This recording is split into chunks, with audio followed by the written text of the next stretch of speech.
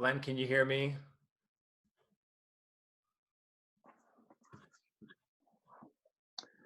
Testing, 1, 2, 3. Yes, yes, I hear you. Can you hear me? Yeah, yeah. Oh, thank you so much for joining. My joy, my honor, my pleasure. Mine as well. Mine as well. What a beautiful painting behind you. Yeah, it's by a Mongolian artist. I brought 4 Mongolian artists to Korea and to America, I don't know, half a dozen years ago. And they showed in New York at the Rubin Museum and Tibet House, and in Chicago at a couple of places, in Indianapolis and Tampa, Florida, and a few other places. And that's one. She won the award for Best Female Artist 2008. Wow, that is an incredible piece. Is there a specific, does it represent a specific teaching or story in the Buddha's life, or obviously? Let's see if I can get to the camera.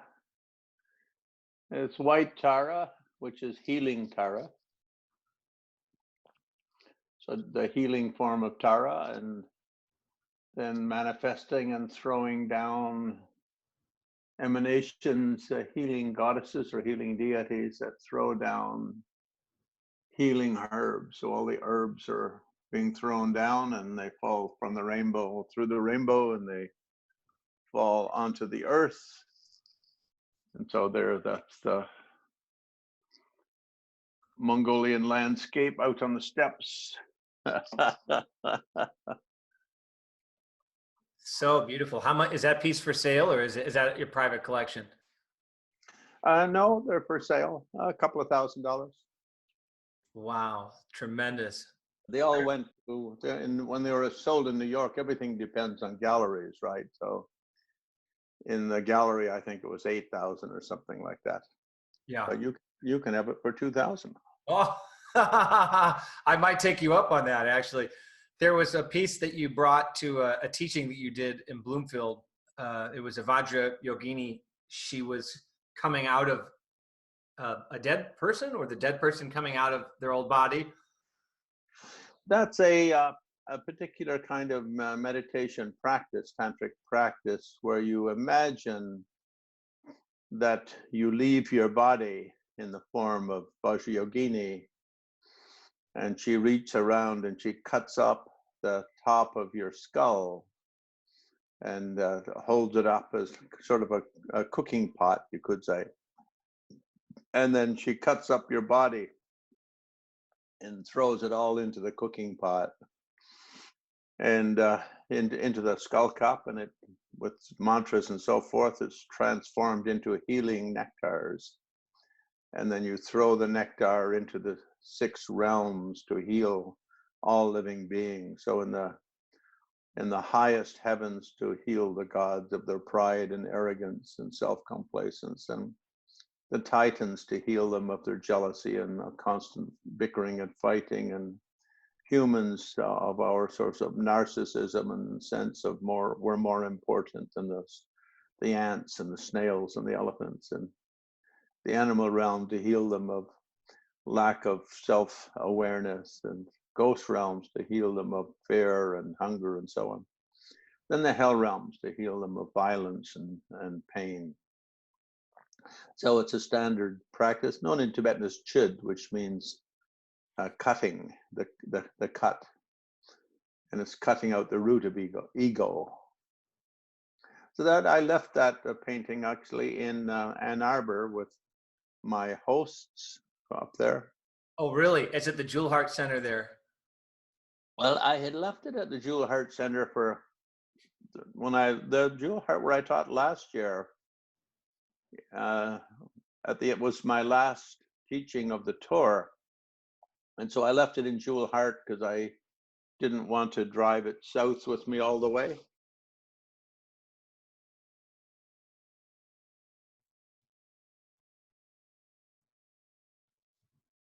Glenn, it looks like you froze for a moment. Can you hear me? Because currently your screen is frozen. Then I left with friends when I came down to park till if Corona-19 is over by next year and I'm back on the road, I'll pick it up and carry it again. I did another exhibit in New York City with 8 artists, and she was one of those 8.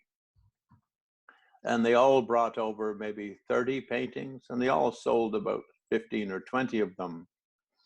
And so I ended up with maybe about 20 paintings at the end.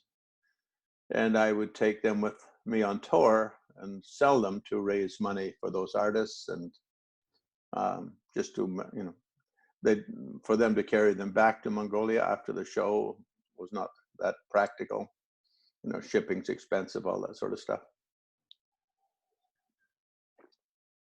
What I remember hearing Rinpoche speak several times on the difference between art from the Tibetan culture and the Western culture, and he would particularly, what I recall from what he would say is that the entire motivation and purpose of art in his culture was for growth with meditation, for healing purposes, whereas in our Western culture, it seems to be more about performance and showmanship, maybe. Would you speak to what you understand of what the role of art is within the Tibetan culture? And as a Westerner yourself, is there a difference in how these two cultures are seeing art? What is the fundamental purpose and utility of art? To expand on that point, Glenn, real quick, I was at Cranbrook, which is this beautiful. Have you been to Cranbrook when you've been to Bloomfield, Michigan? No. The next time you come, if you'd like someone to walk on the I'd love to take you and show you this beautiful park-like property. And they have all these beautiful bronze sculptures, very old, pristine-looking things. And then they have this awful modern contemporary art. You know, like a few I-beams that are just painted red. That it's, Sure. Well, the main difference, I think, if we look at the art in any culture, it always has some uniquenesses. But with Tibetan art, we can really say we can talk about 2 kinds. And one is I like to call them windows on enlightenment. So the paintings of Buddha forms and mandalas, things like this. And the other are just decorative pieces, paintings of horses and cows and yaks and sort of historical figure. So now those historical figures, I think they're sort of, I suppose you could say, cultural landmarks, but there's nothing especially spiritual about them. Whereas a Tibetan painting or a Tibetan tanka traditionally is done under a very rigid training system as part of a overall spiritual tradition. During the 12 years I lived and studied in Dharamsala, I lived across the street from one of Dalai Lama's personal tanka painters, Champala, and I translated for him for any Western students I had.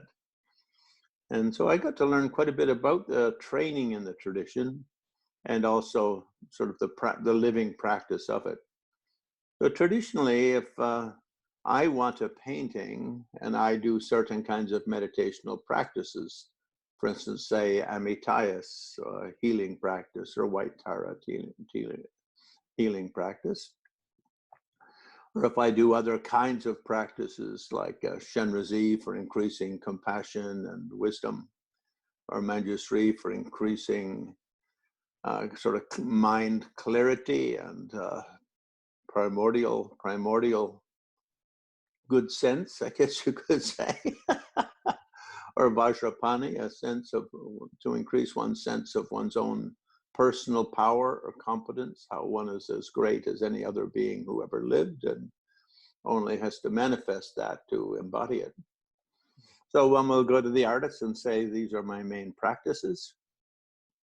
And so I'd like this as kind of the key image of it. Some of the other practices I do are like this and this. And so then the piece will be arranged accordingly. The plan will be arranged accordingly. And then most artists work, you could say, in colonies or family units, usually of 3 to 10 artists working together, and usually with a master artist at the head of the colony or the community. An artist who wants, if you want to train in the art, traditionally it's a 12-year training program. Hmm. So coming on board is a little bit like getting adopted in the old days, and it's almost as intimate. It's sort of like you become a member of the family. Hmm.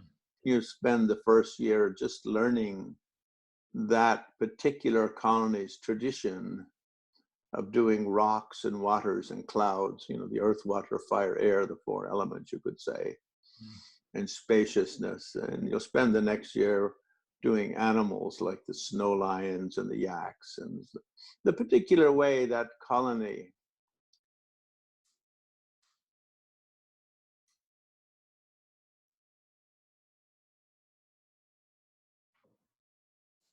Glenn, you froze again. I'm not sure if you can hear me or not, but your screen's frozen. development going back over many, many centuries, mostly going back at least 1,500 years. And then you get up to doing the basic Buddha figures, but it's 3 years before you're allowed to touch paint, just to really getting your drawing skills honed finally. And then when you're allowed to start paint, just to the painting in the background, like I see you've got a looks like a white Tara in the background, perhaps. Yes. You're just painting the blue of the sky and the greens of the hills and stuff like that. Then someone a little better would work, a little more advanced would work on the next part, and someone more advanced. And in the end, the master artist would oversee each level of development of the painting. And anything he didn't like, he'd take a razor blade and scratch off the paint of that area and have you redo it until he felt it was perfect. Hmm. Now in Tibet and before India, because in Tibetans, China destroyed of their 6,500 monasteries and temples, destroyed totally all but 13 down to the foundations. Wow. Burned all their artwork and melted down all the statues to make pots and pans and stuff like that. And precious substances, just stole it basically.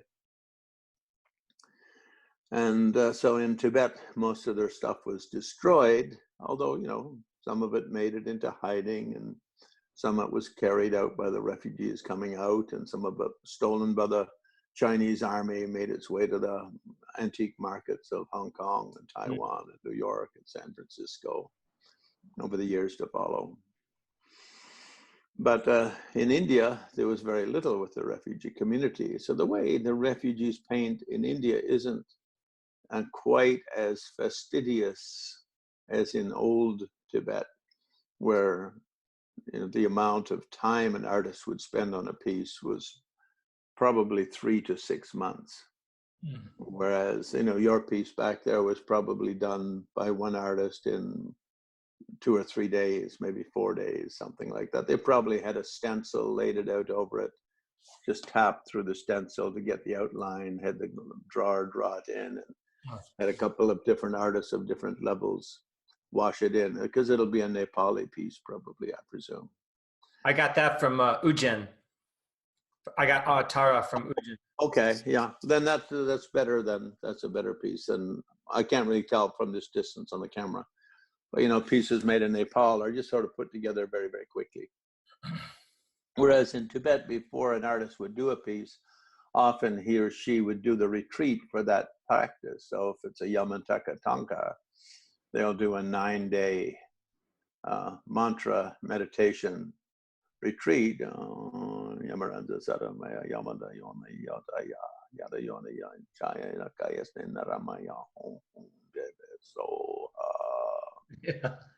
Do that 10,000 times, and 100,000 times, 100,000 times. So at least 9 days. So if you're slow on your mantras, maybe a little bit longer. But most tankas were done with the artist first immersing himself or herself in that spiritual practice. And then only when that was completed, then pick up the drawing pen and the paintbrush and start actually working on the piece. What I love about Tibetan art is it's always made with traditionally it was always made with natural pigments. The artists made their own pigments. So Wow. usually mineral pigments. And of course, that's not the case with anything made in India or Tibet today, or it's very, very rare because, so an artist working in India today will probably spend 2 weeks to a month on a piece. Whereas in Tibet, they spend 6 months. In India, they won't do the, 10-day or 2-week or 3-week retreat that they would do in Tibet. And they won't make their own pigments. They probably won't make their own canvases.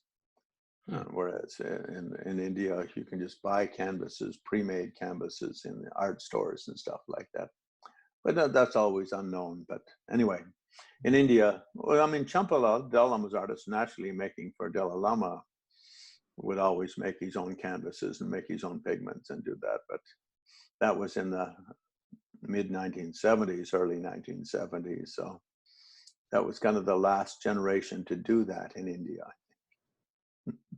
So then when you complete that painting, it's known in Tibetan as a ten, which means a vessel. And the idea is it's a kind of a portal to a higher plane. In other words, you can do what's called rabne, do a ritual called rabne, and it becomes a supreme power place or supreme vortex. Mm. And so Tibetans believe that thereafter, if you sit and meditate in front of your white Tara or Shenrezé with a question or an issue on your mind, you can actually talk. I mean, obviously you don't talk with your mouth or with your ears, but talking with your mind, you'll get sort of energy streams. Mm. Kinlab in Tibetan, energy streams coming from the painting. It's a ten, it's a vessel carrying it's like an empty cup when it's first finished. And then when the rabne is done, it's like the empty cup is filled with the nectar of blissful wisdom. And so it's no longer just a decorative piece or even a reminder of your enlightenment practice. It's actually a touchstone through which, by which you can reach directly to the other side of being. Mm.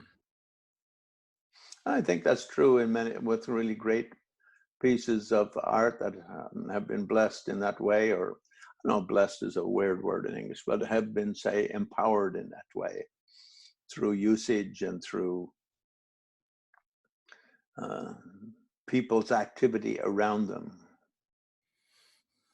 I think, material objects collect energy from human activity, I think, much like a cloth in which sandalwood is wrapped takes on the aroma of the sandalwood.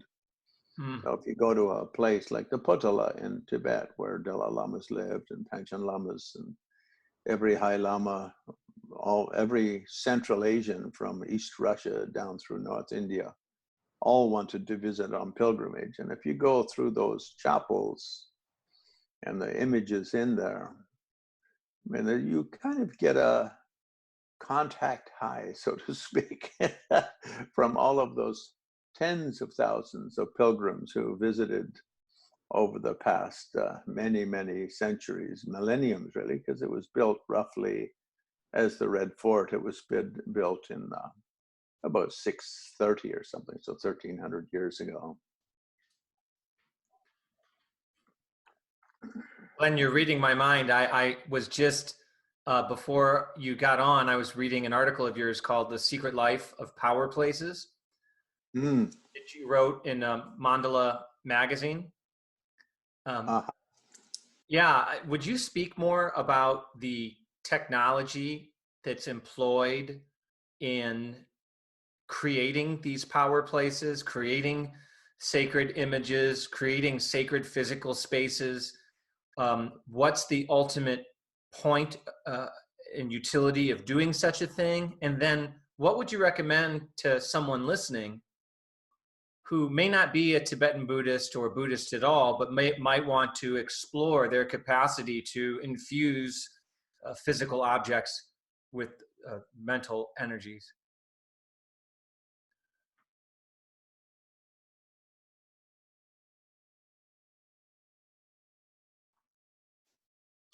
Testing 1, 2, 3.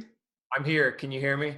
Yeah, you should wear one of these so you don't get feedback from your microphone. Are you hearing some feedback? Everyone will hear. Everyone will hear it. Okay. Yeah, because what happens if you don't use a microphone is the sound, your sound, when you're talking, goes into your machine and comes out of your speaker. So it overlaps on your own sound. Oh, And, no. and then when I talk, mine goes out through your speaker and bounces around the air and goes back into the microphone and goes back over the airwaves. Okay, let's see. Can you hear me now? 100 times better. Oh my, I'm so sorry about that. Okay. Okay, I'm gonna have to adjust my seat here.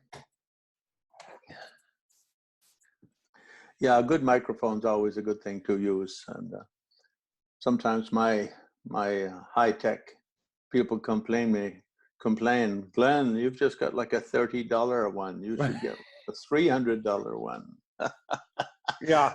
The $30 one cuts down the feedback and that sort of whoosh, whoosh, whoosh sound you get when someone's speaking and their own sound is going into their machine and coming out of their own speaker and washing over what they're saying, basically. And, few milliseconds delay.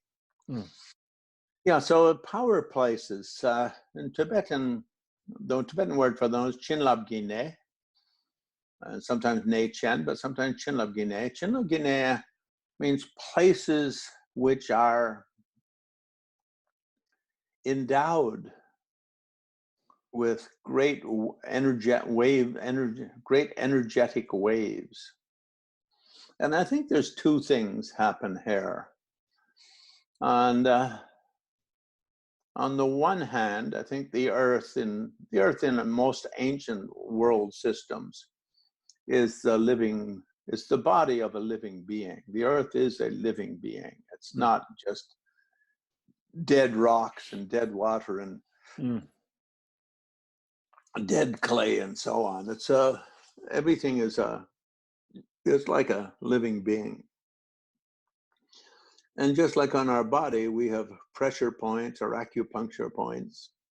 In the same way, the body of Mother Earth is special, you could say, pressure points or acupuncture points, something like that, which naturally are vortexes of energy. So in England, they talk about, the ancient Celtic traditions of Europe spoke about them as ley lines. And in most ancient traditions, would the wise men and women of those communities would try to identify places that were of great blessing powers. For me, for instance, in North America, Niagara Falls is one of my favorites. And in ancient times, all the native peoples of those areas, native tribes, would gather there once a year for sort of a powwow and a peace conference. In other words, coming together in a place that has great blessing. Usually these places that are great blessing places, you could say, or great energy places, are also unbelievably beautiful physically. So I think in ancient times, we referred to that as geomancy, the ability to study, the ancient Greeks and Romans, but mostly Greeks, though. And I think a lot of Greek culture came from Egypt, and a lot of Egypt culture came from Persia. It was kind of a triad of cross-fertilization. So geomancy, the study of land as living energy flows. So you could say, like, our body has an electromagnetic field, and in that same way, the earth has its electromagnetic field.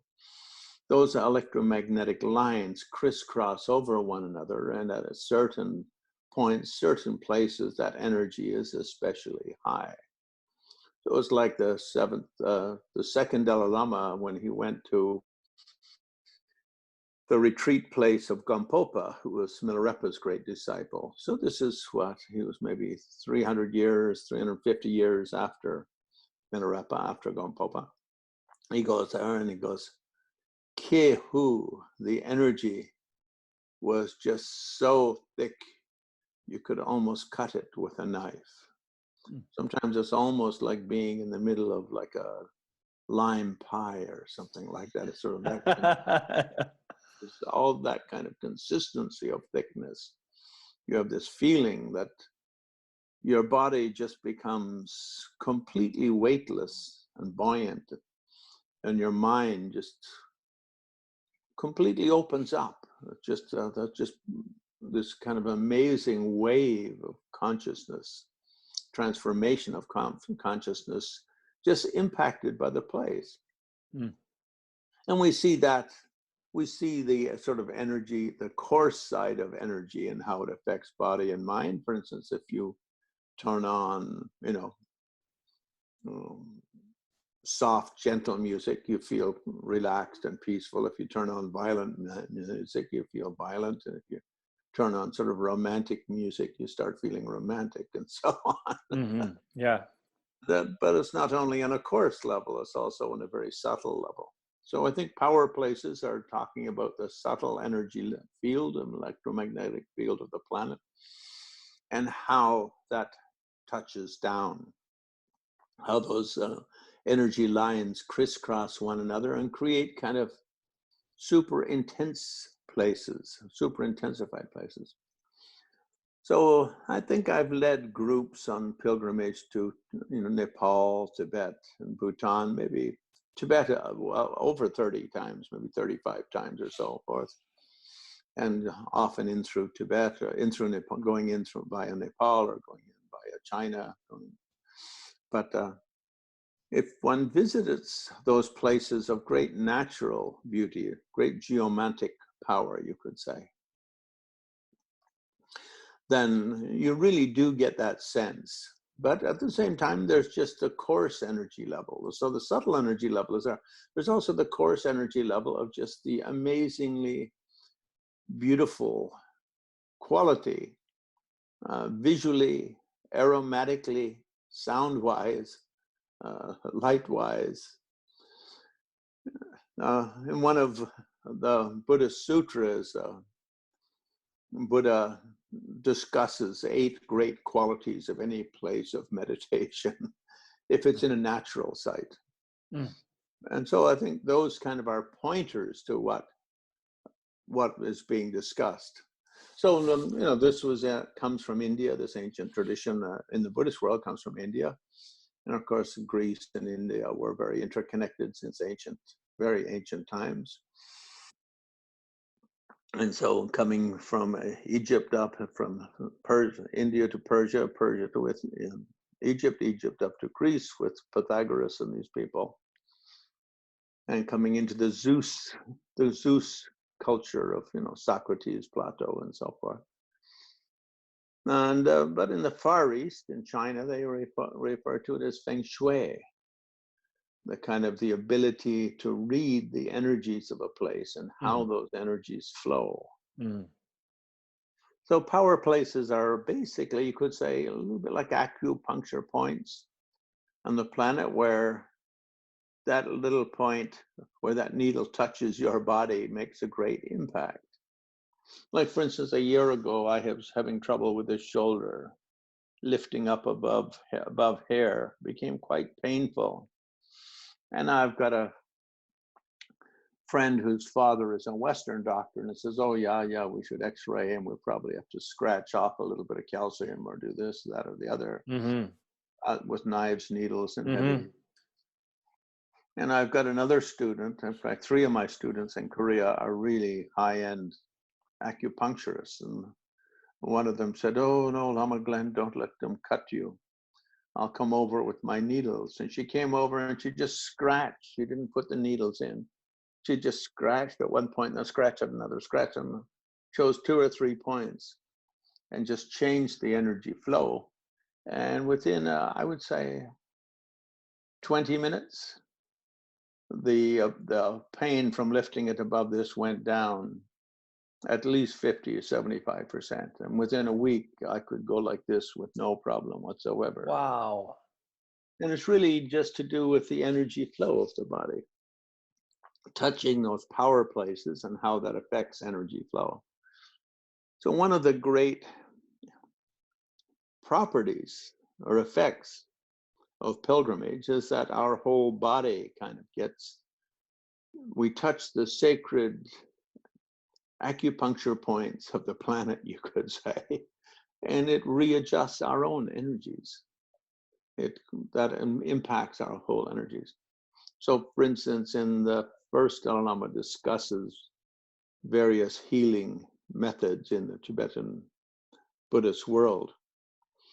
And of course, White Tara is one of them, and Amityas healing yogas, and Kundalini yoga for healing is another, and various other means and methods. But one of those is pilgrimage. Very often people go on pilgrimage and their energies change. They get a complete transformation of their energies. Mm. Maybe 10 years ago, I was in Tampa, Florida, teaching, and one of the senators, the daughter of a senator, brought her best friend over for advice on how to die nicely. She only had given 2 or 3 weeks to live by the doctors, and wasn't possible to operate at that point or do chemotherapy. And she came for advice to die, and she just had the look about her like she still had a few gallons of gas left in her to burn through, and places to go and peoples to see, and issues to unravel and smooth out. What do you call it? Loose strings to tie up. So I did a divination, which I usually don't do that. It's just a traditional way of doing a divination. And the divination was very clear, and said that if she didn't want to die, she didn't have to die. If she were to go on pilgrimage and meditate, do a healing yoga meditation, in particular Amityas is what I recommended, then she would live at least 5 years more. And so I was leaving for Nepal and Tibet to take a group there. And so I said, so I'll be gone, but you can meet me in Nepal in 2 weeks, and I'll get you on Tibetan medicine with a Tibetan doctor friend, and then we'll put you in this meditation regime, and then I'll take you into Tibet to one of the great healing caves in Tibet, the healing cave of Padmasambhava. It's about 2 hours from Samye Monastery. Way up in the hill. Beautiful, beautiful cave. Anyway, at that time, her cancer tumor was just under her heart, and it was of the fat tissue of the main vein leading to the heart.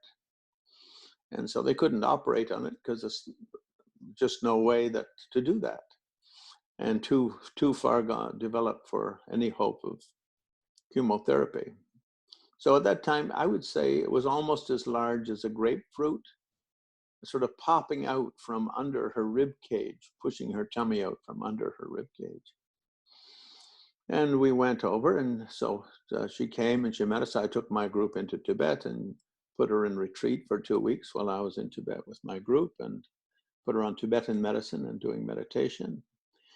And then when I came back from Tibet, picked her up, and we went into Tibet to do a retreat in that cave. And when we got back to the border of Nepal, driving back out, her tumor had gone from being a grapefruit size to the size of a grape. And then we got back to Nepal, and she went back to Tampa and went on to live for another 5.25 years, quite happy and healthy. 4.5 years later, I told her if she did another treatment and another retreat, she could probably make it another few years.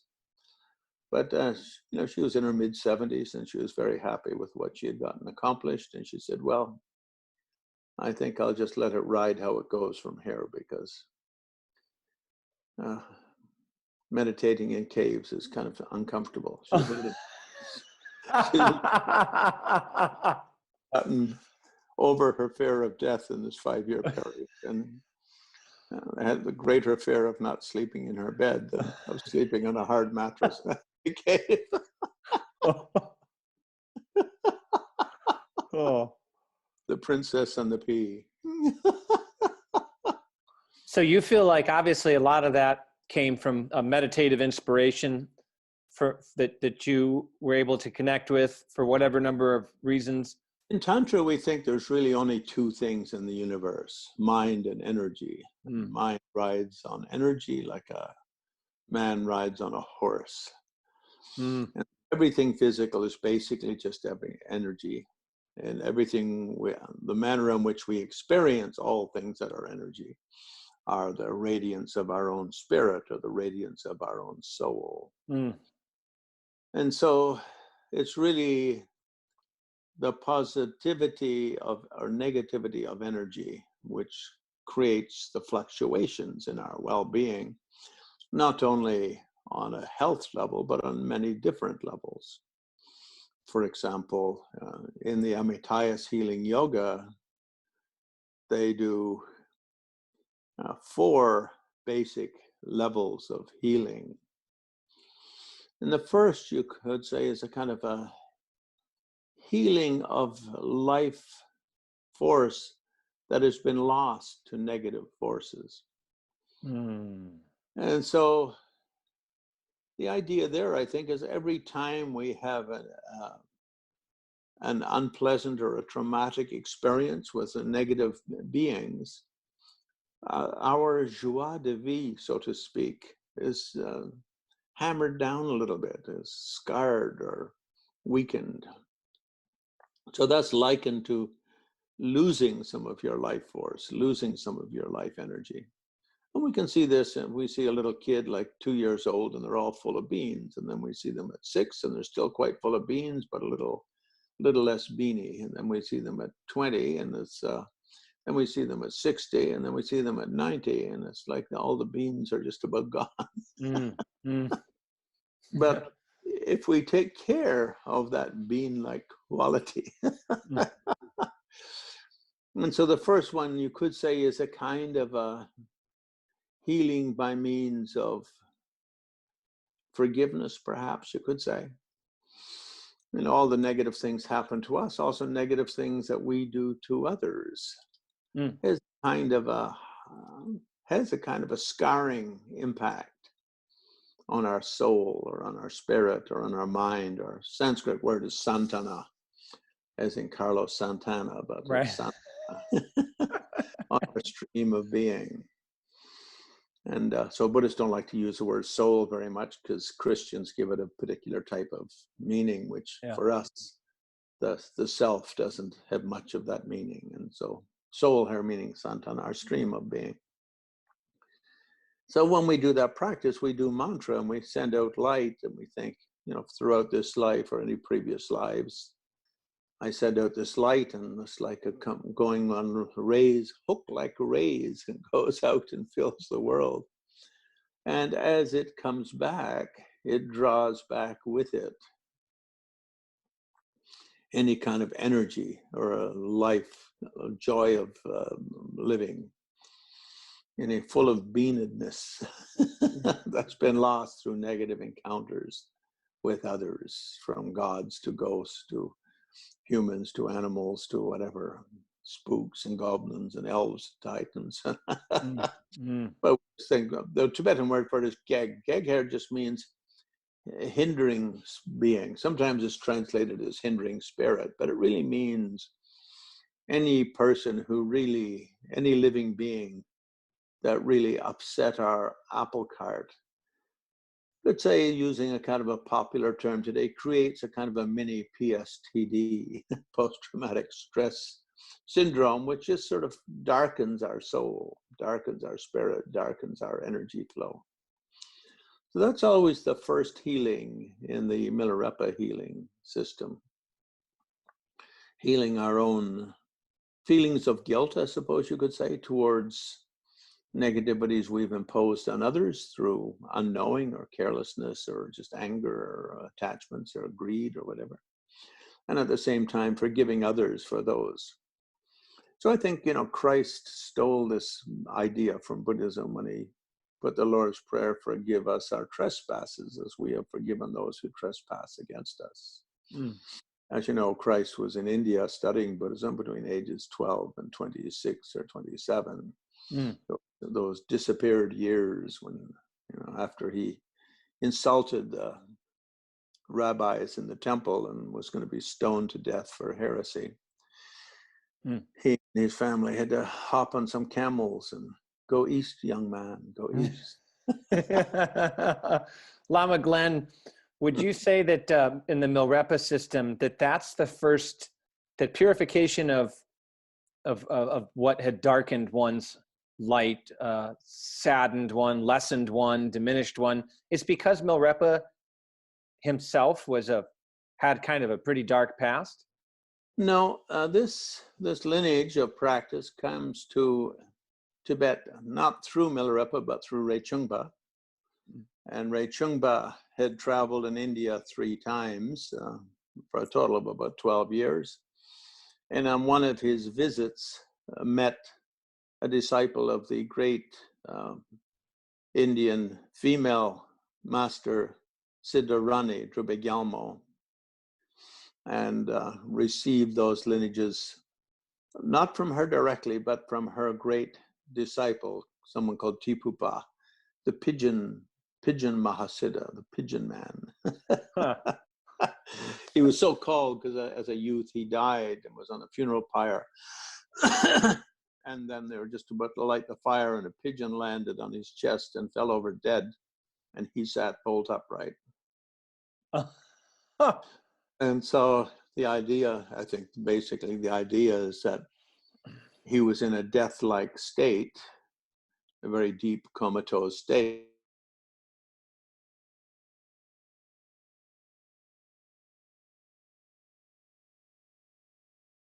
Lama Glenn, we have a little interruption again. Can you hear me?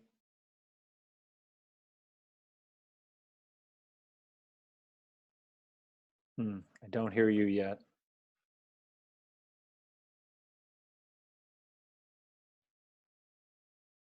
Hold on 1 second. I'm still not hearing you. Let me try something.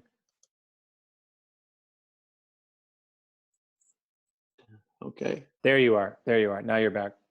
Yeah. Yeah, so probably he was in a state of deep comatose. And then in the, in Buddhist world, Tantric Buddhism especially, we think birds are kind of emissaries of the angels. And so the pigeon probably noticed that he wasn't really dead. So landed on his heart, landed on him and just fell over. And that revived him and brought him back to life, awoken him from his deep coma. Because of that, he's called the pigeon Mahasiddha.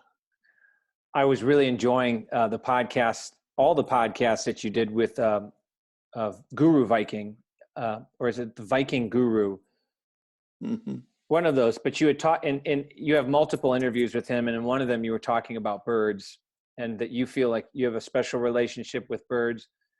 And then you also mentioned that the Dalai Lamas were very close to ravens and crows.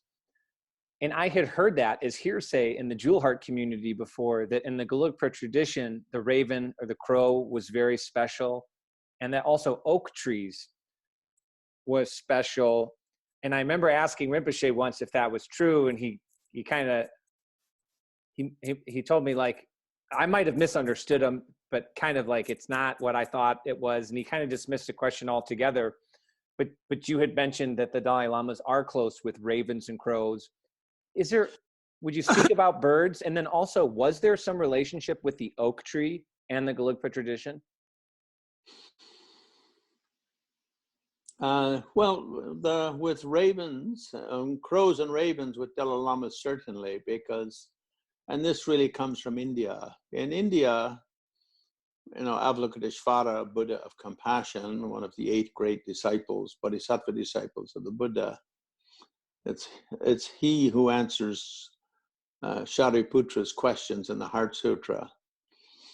So when he manifests in wrathful form, he manifests as Mahakala, the great black one, the guardian Dharmapala, guarding the 8 Mahakalas, guarding the 8 great charnel grounds of India, where bodies, when people died, would be laid out at the edge of a jungle and fed so that the wild animals like jackals and birds and tigers and so forth would come out, consume them. So they're given as offerings to the wild animals.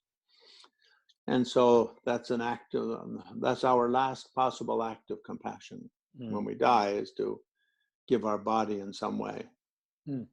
So in India, it was given to the animals of prey that live near the jungle. During our life, we ate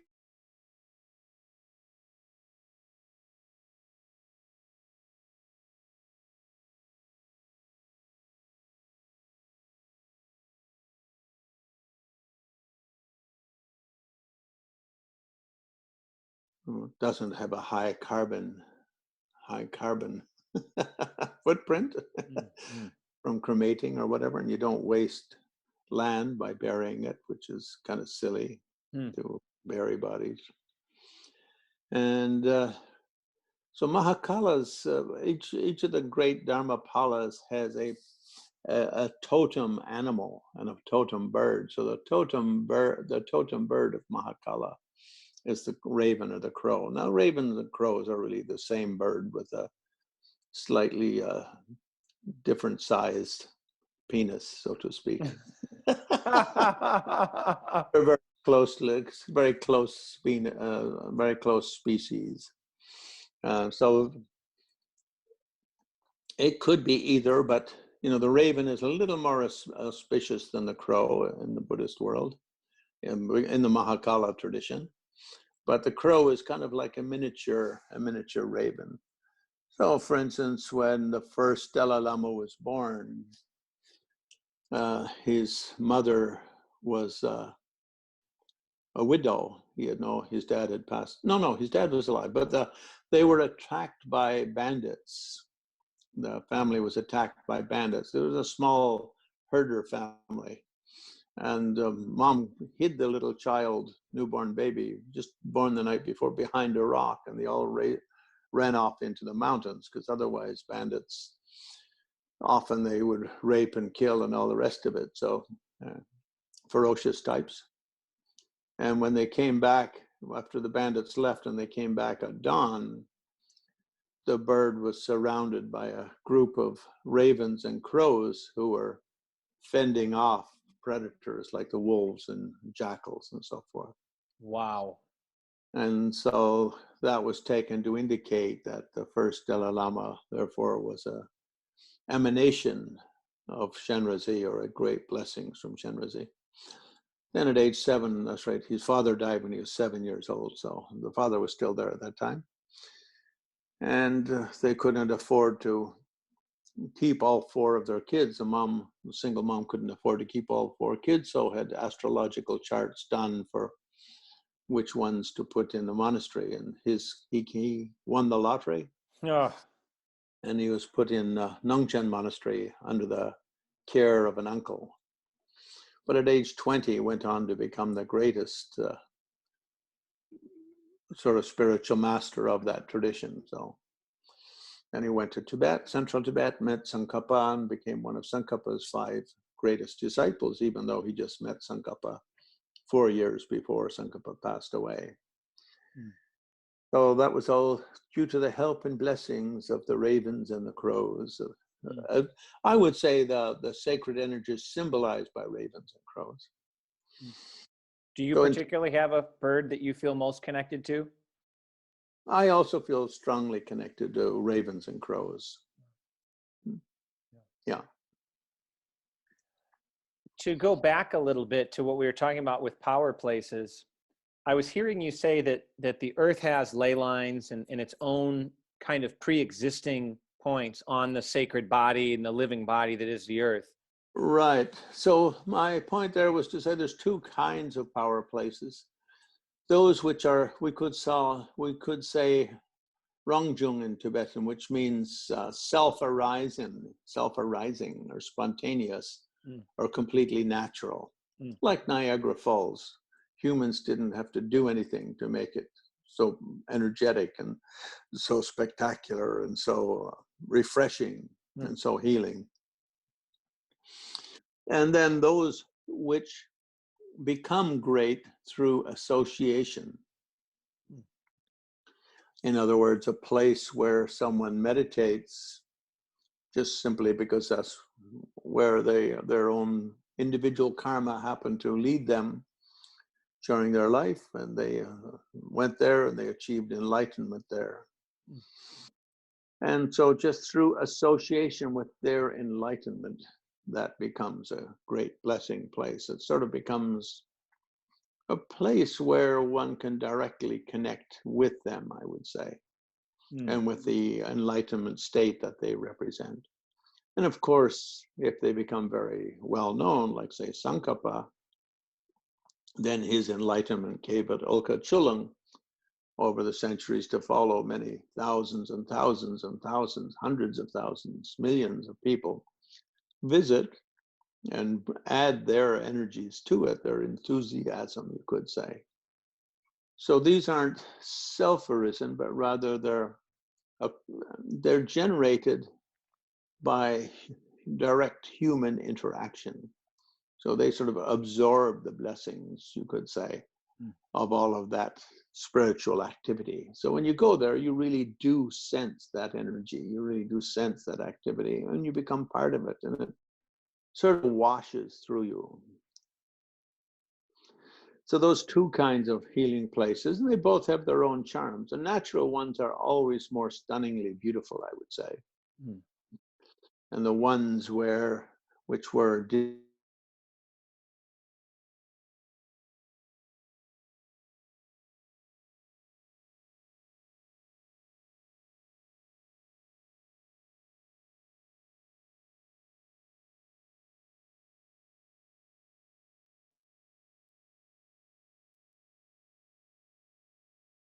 dream vision of where to do it. And then based on that, they would choose the place.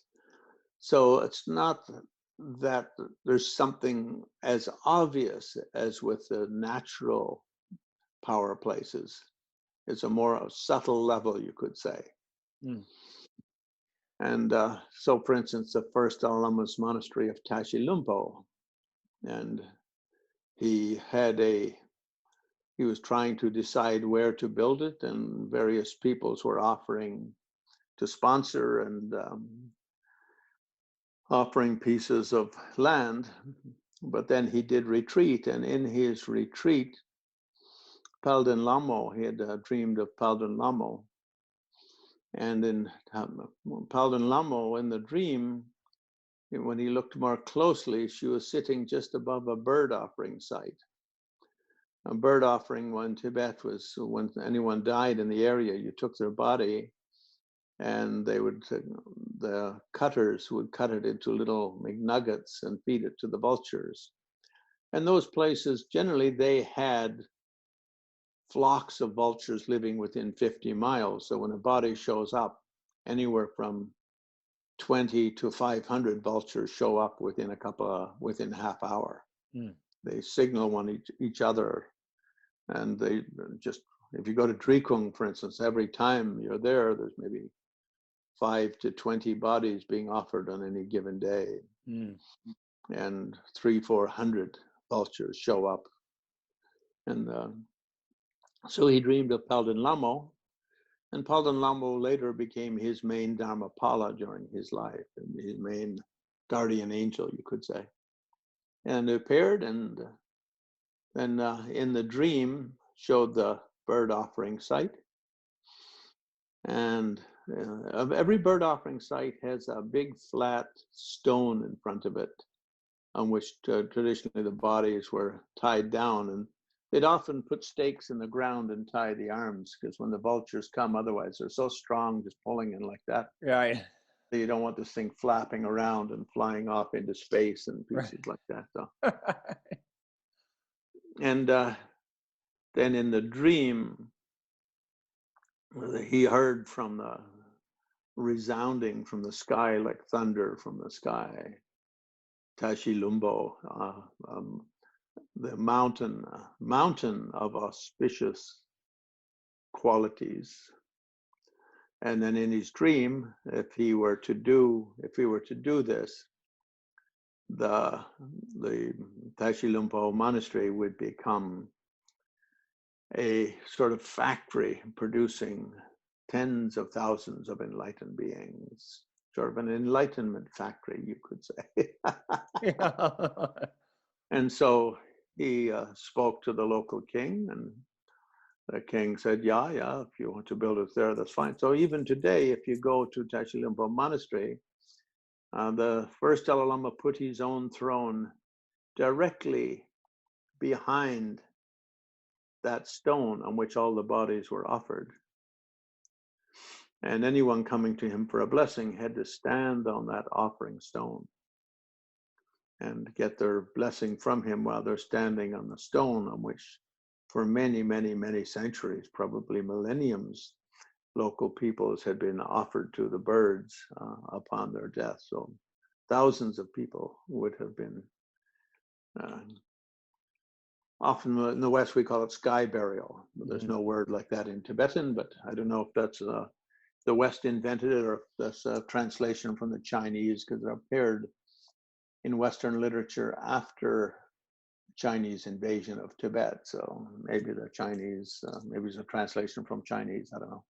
But Tibetan name is Chator, which means a gift to the birds, the gift to the birds. And the idea is our body now is no longer our own possession. Our soul has moved on. And if we can make an offering of it, then it's a very auspicious thing. And offering to the birds for Tibetans, I think, because the skies are so big and the sky is so wide and so blue, that offering to birds seemed like more, just better than offering to wild animals. In India, actually the Chator tradition might also come from ancient Persia. The Parsis in Persia had also did bird offering. And still the Parsis living in Bombay still have a place where they put bodies to offer to birds for the whole city of Bombay. And if you're walking nearby, you can be there, but they don't do it in a stylish way like Tibetans. They just put the bodies there. Whereas Tibetans have a feast. Excuse me.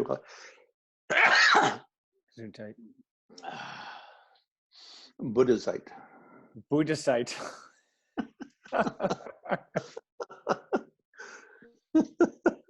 No German God.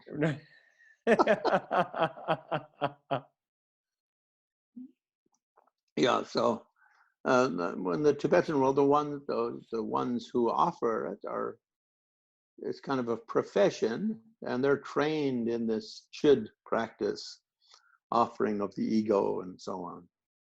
And then, when I first heard about it, I thought, well, it sounds a little bit gory. But when you actually attend one, it's amazingly beautiful. I mean, the whole family sits there doing mantras, and the birds are up on the, like 100 meters up above, sitting on the rocks, and all the bodies are laid out, and the cutter sort of cuts strips this way and then this way, and then shouts, oh, like this, and waves his arm. And all 200-300 birds all just take to the skies at one time. They just hop straight up and descend on the bodies. And within 15 minutes, it's down to the bones. Oh. And then they pick up the bones and smash them. In Tibet, they used to use a kind of a big wooden log, mortar kind of thing. Now in India, in modern times, they tend to use sledgehammers.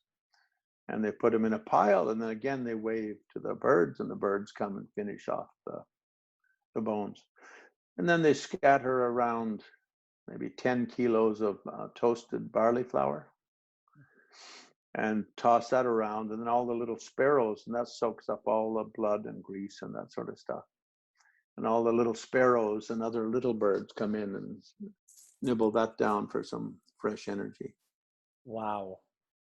I think in Tibet, in India, you had lots of jungle animals with those thick jungles, whereas Tibet was above, largely parts of it were above the tree line, so forests were in valleys, so you didn't really have jungles. Although you did have, Siberian tigers and bears and stuff like that, and wolves that weren't numerous enough to do that kind of job efficiently. Whereas being a herding country, there are always sheep and people falling off of cliffs and stuff like that. Sheep and yaks and what have you. So there was always things for the vultures. The vulture is a type of eagle, so it's a very auspicious animal. So I think one was just practicality. In India, the jungles were filled with and of course, because it's a tropical climate, you didn't have vast open skies like Tibet, where vultures could signal one another over dozens of miles. And the other is, I think that Tibetans do think of birds as kind of messengers from the heavens. It's auspicious if your body goes up. So the worst thing you can do for Tibetans, I think, is bury the body. That's like really scary. Wow. Have like little worms and bugs eating your body. It's very, very scary idea. Wow. And but sometimes with people, they'll do an astrological chart to see should it be buried or offered to water. In other words, earth, water, fire, or air. But I would say 99% is offered to the birds, offered to air, offered to space. And maybe one in, I don't know, 100,000 or something, they'll have a burial tradition. So in Tibet, really only Muslims buried their dead. Wow. I didn't even know there were Muslims in Tibet. Yeah, because, Islam surrounded Tibet from about, I don't know, 11 or 1200 from India, lots of Muslims. Then they captured Kashmir, which is immediately to the west of Tibet. They invaded Tibet a couple of times, but they didn't have much luck because when you get up at those high altitude, it's hard to keep your supply lines, and the distances are very big. And once you're cut off from your supply lines, as the expression goes, an army marches on its stomach. No food and water, you're in trouble. And a lot of people had trouble in Tibet because one thing with Tibetans is, since ancient times, they always believed you should boil your water before drinking it. In invading armies, sometimes we just drink river water. And then they get giardia and various tummy problems.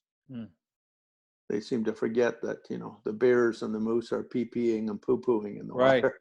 Right. That's a toilet for a lot of other things. Don't do it in the water. They're doing it near the river, and the rain comes and it washes in and so on. So they never succeeded in taking over. But then after Akbar the Great in India, Muslims in India became less aggressive, and Kashmir was sort of under their jurisdiction, you could say. And so they became more open-minded and just interested in trade. So that's why it's called Akbar. Literally means great, right? Allah Akbar, God is great. So often it's called Akbar the Great. That's like saying great the great. Yeah. Like Muhammad Ali, the greatest. Right. Can't have enough greatness. Yeah, so after that, there wasn't so much invading going on, and more interested in trade. And so especially from Kashmir and from Eastern Tibet, from the calm areas, Islam has spread across the Silk Road north of Tibet and come down through Western China. There's still 100 million Muslims in that part of the world. Wow. In China, which is scary for the communist government because Muslims don't have a natural affinity with communism. They're kind of the opposite of communism. Anyway, so from that time on, Muslims had always had a community in Tibet, and they would marry Tibetans and so on. It was very small. Now it's much larger since communist invasion, because during the sort of a sad part of Tibetan history, because in the 80s with liberalization in China, a lot of Muslims started moving into Tibet from Chinese provinces, from Qinghai and Sichuan and Hunan and so on. Because after Mao took over, they put in a one-child policy. Yeah. But in the Muslim regions, most of the rulers were Muslims, so they didn't really implement it. So as a result, you had a lot of Muslim families with 2, 3, 4, 5 kids. And that didn't matter during the communist period, because depending on who was in your household, you got an according monthly paycheck. In a market capital system, if you grow turnips, you have to be able to sell enough turnips to get cash to feed your family and pay your electric bill and so on. But under communism, that's not the case. You can have a 1-acre plot of land with 25 people living on it, and if it's legal, they all get their monthly stipends. So mid-80s, that ended. So then you had all these Muslim territories where 3, 4, 5, up to 7, 8 kids, but no income. And so they would basically just buy a one-way ticket for a couple of the boys to move to Tibet and Lhasa. And it sort of was like the Wild West, you could say. Wow. At that time, the new frontier, you could say, and lots of government going in there for government money going in with the army and the military and the intelligence departments and various development projects and building out for big immigrations, all that. Did it by chance attract any of the more mystical subsects of Islam, like the Sufis? I don't think so. Yeah. Mostly it was traders and businessmen, and it was never a large population. Now, Sufism is probably largest today in India. Yeah. Because the natural open-mindedness brought in by Akbar permitted a kind of fostered those kind of more open-minded traditions like Sufism, open-ended traditions. Otherwise, in many of the other Muslim countries, Sufism was always under duress. Yeah. But in India, it continued quite strongly. India didn't have such a strong central rule. The local Maharajas were given a lot of leeway in how they ran their places. That reminds me of a topic I wanted to talk to you about, which is when you first came back to the United States and you were doing a tour of sacred dance and music. That's a particular topic I wanted to ask you about. But before I do, I was hoping to, do you have any advice for anyone listening in terms of how they could create, maybe not a power place within their home to the extent of the ley lines of the earth, the special ley lines of the being that is the earth, or of course, obviously the power of a place that an enlightened being could generate. But what could someone do at their home to make like a simple, attainable daily practice to infuse better energy into their place? Maybe make their own home more and more of a power place.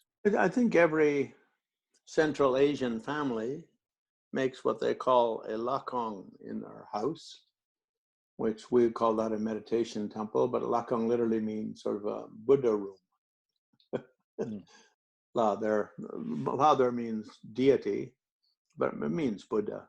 And it's where the family does their spiritual practice. And if they invite lamas or monks or yogis to come and do any kind of rituals for them or ceremonies for them, that's where they seat them and where they perform all the rituals.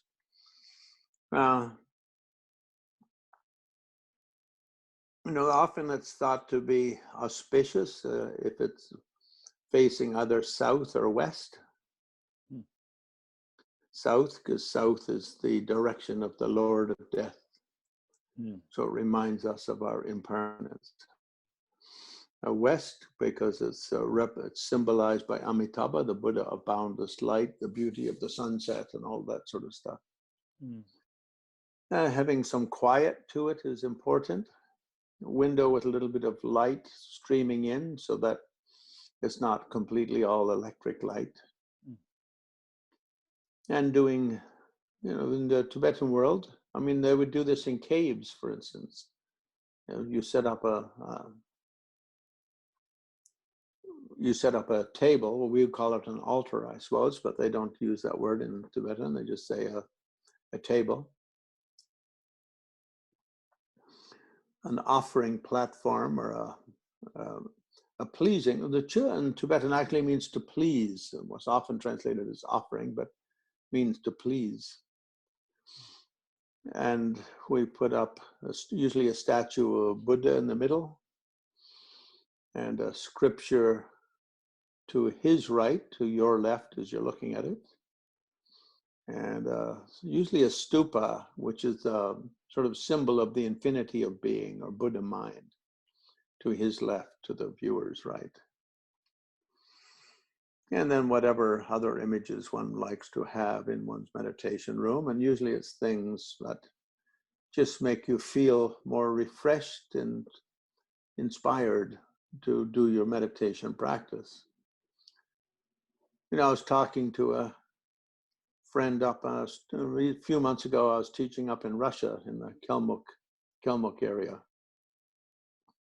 And he had studied, the monk there had studied in South India. And I said, yeah, you Mongols do very well studying in South India, because Tibetans have a saying, the further you are from your mummy and daddy, the better your studies will go. So in South India, the Mongols do very well, because they're thousands of miles from mom and dad and family.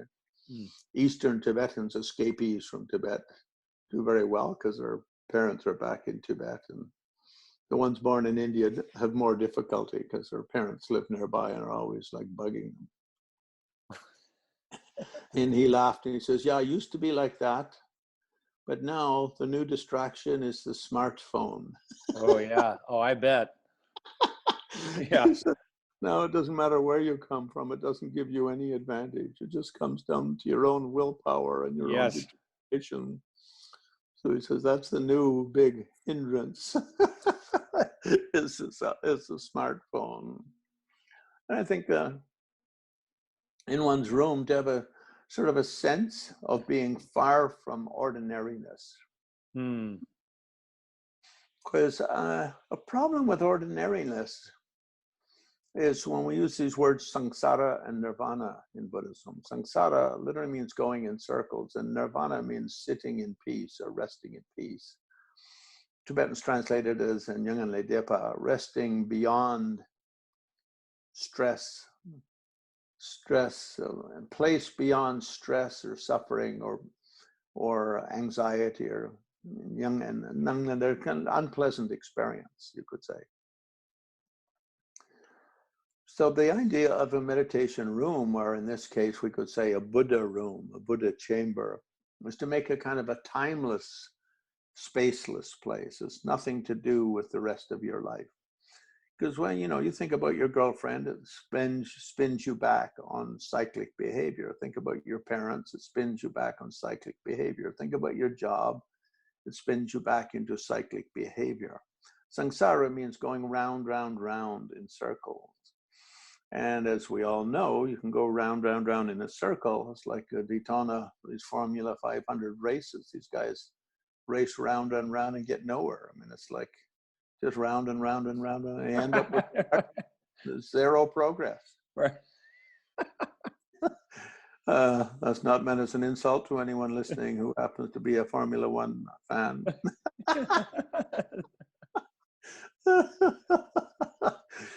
But how do we break cycles of behavior? How do we go from samsara to nirvana? I think it's a little bit by taking a pause. And that's one of the great things I think about pilgrimage. Similarly, people pause from the ordinariness of their life and they get in an extraordinary place and they rethink the whole purpose of their life and the value of their life and what they're doing with their life and the relationships with everyone and so on. It's a kind of a reality wake-up call, perhaps you could say. It's like a wake-up call. And, the word for enlightenment in Buddhism, bodhi, actually is often said to mean wake up.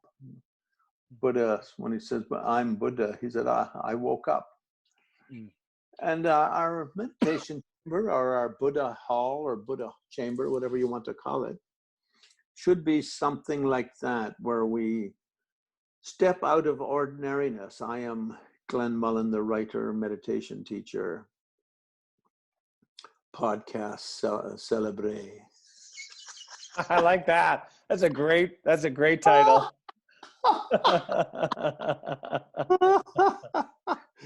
You step out of your ordinary roles that we play, and we play everything we do is a role in connection to someone, right?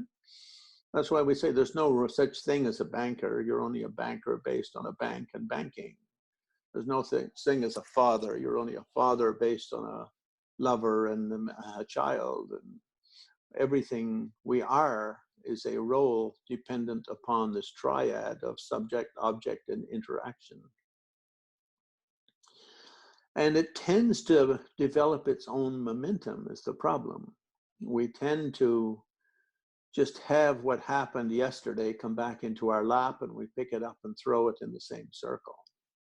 So the question of waking up really becomes a question of breaking cycles, repetitive cyclic patterns, you could say. So I think the main focus for peoples who want to lead a more refreshing life, if that would be the right word. That's a great description. Yeah. Who wouldn't want that? Rather than go same old, same old, same old, same old, same old, same old, is to make a chamber in your place where you just sit with yourself and your own thoughts. And of course, every spiritual tradition has its own technology, and in Buddhism, we're quite proud of our own meditative history, you could say. But then every tradition is, so it's not kind of a negative pride or something like that. It's just we see a lot of beauty and a lot of strength in our own formulas of practice, if you will, our own methodology of practice, our own protocols of what to do when you're sitting in your Buddha chamber on a meditation cushion. Herb Benson, who researched various world traditions in the 1970s and early 1980s in the Harvard Medical School, he tested many Tibetan practitioners, but also others, Hindus and Christians and Muslims. And he wrote a book called The Relaxation Response, which he really wanted to call it The Benefits of Meditation, but if he were to call it that, he figured no scientist would like it at all, and it would just be poo-pawed by the scientific community. And so he called it The Relaxation Response. But he's just pointing out anyone who has a place of daily quiet with themselves and some method of absorption will find health benefits from it, as well as happiness benefits from it. And these spill off your own happiness and your own health, spill over into your relationships with others. If you're happier, obviously your parents will be a little more relaxed about you, and obviously your friends will be more relaxed about you, and your girlfriends or your lovers or your wives or whatever they are will be more relaxed around. Even your dog will like you better. That's so true. My dog loves it when I'm in my meditation room. Yeah, so Herb Benson sort of points that out in his book, The Relaxation Response. So in the Buddhist world, we have a lot of different meditative traditions or methodology, you could say.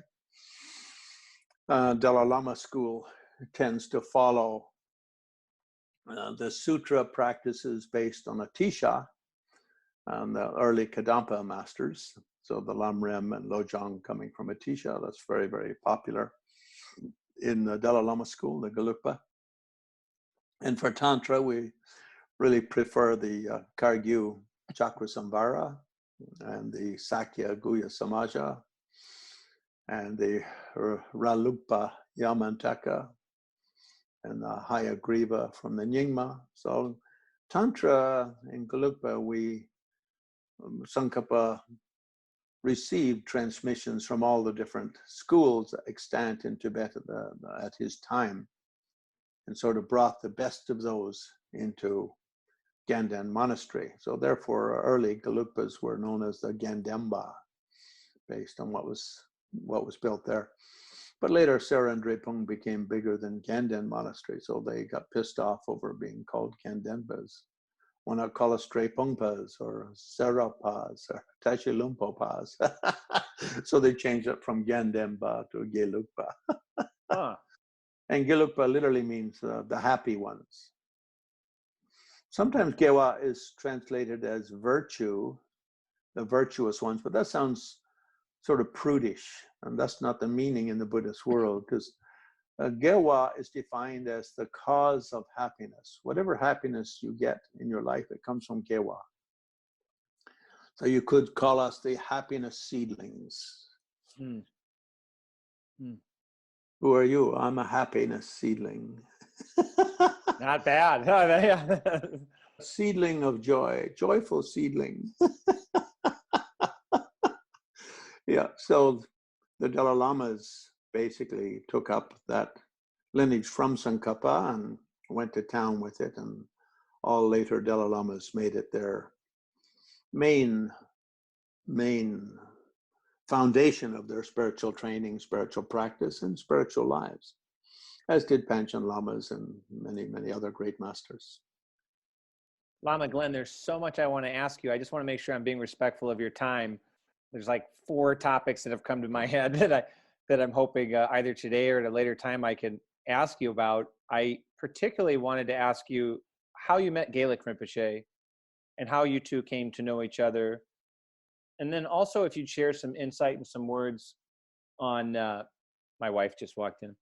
If you'd say some insight and words on Tantra, because there's a lot of people in the Western society kind of casually using the word tantric meditation or putting on, you know. Sure. Okay, we'll make those the last 2 things we discussed today. If you want to do something some other time, that's fine. Sure. First with Khyentse Gelek Dorje Chung. He was a very visible Lama in India, although, I was living in Dharamsala. He was based in Delhi, but he was very close to both Ling Rinpoche and Trijang Rinpoche, the Dalai Lama's 2 great gurus. And for those of us in Dharamsala, when they were alive, we received most of our initiations from them and direct transmissions from them. The Dalai Lama had appointed other teachers to sort of be daily, you could say, instructors in Lamrim and Lojong and various tantric practices, but they were the ones from whom we received the Wang and the Lung. Buddhism, you receive 3 things: Wang, Lung, Ti, initiation, transmission, and sort of word by word explanation or direct, precise commentary, something like that. So we see from them. And so if they were doing anything, Khyentse Gelek Dorje Chung would always come up from Delhi to be part of receiving them, receiving those lineages, because he was very close with them in Tibet.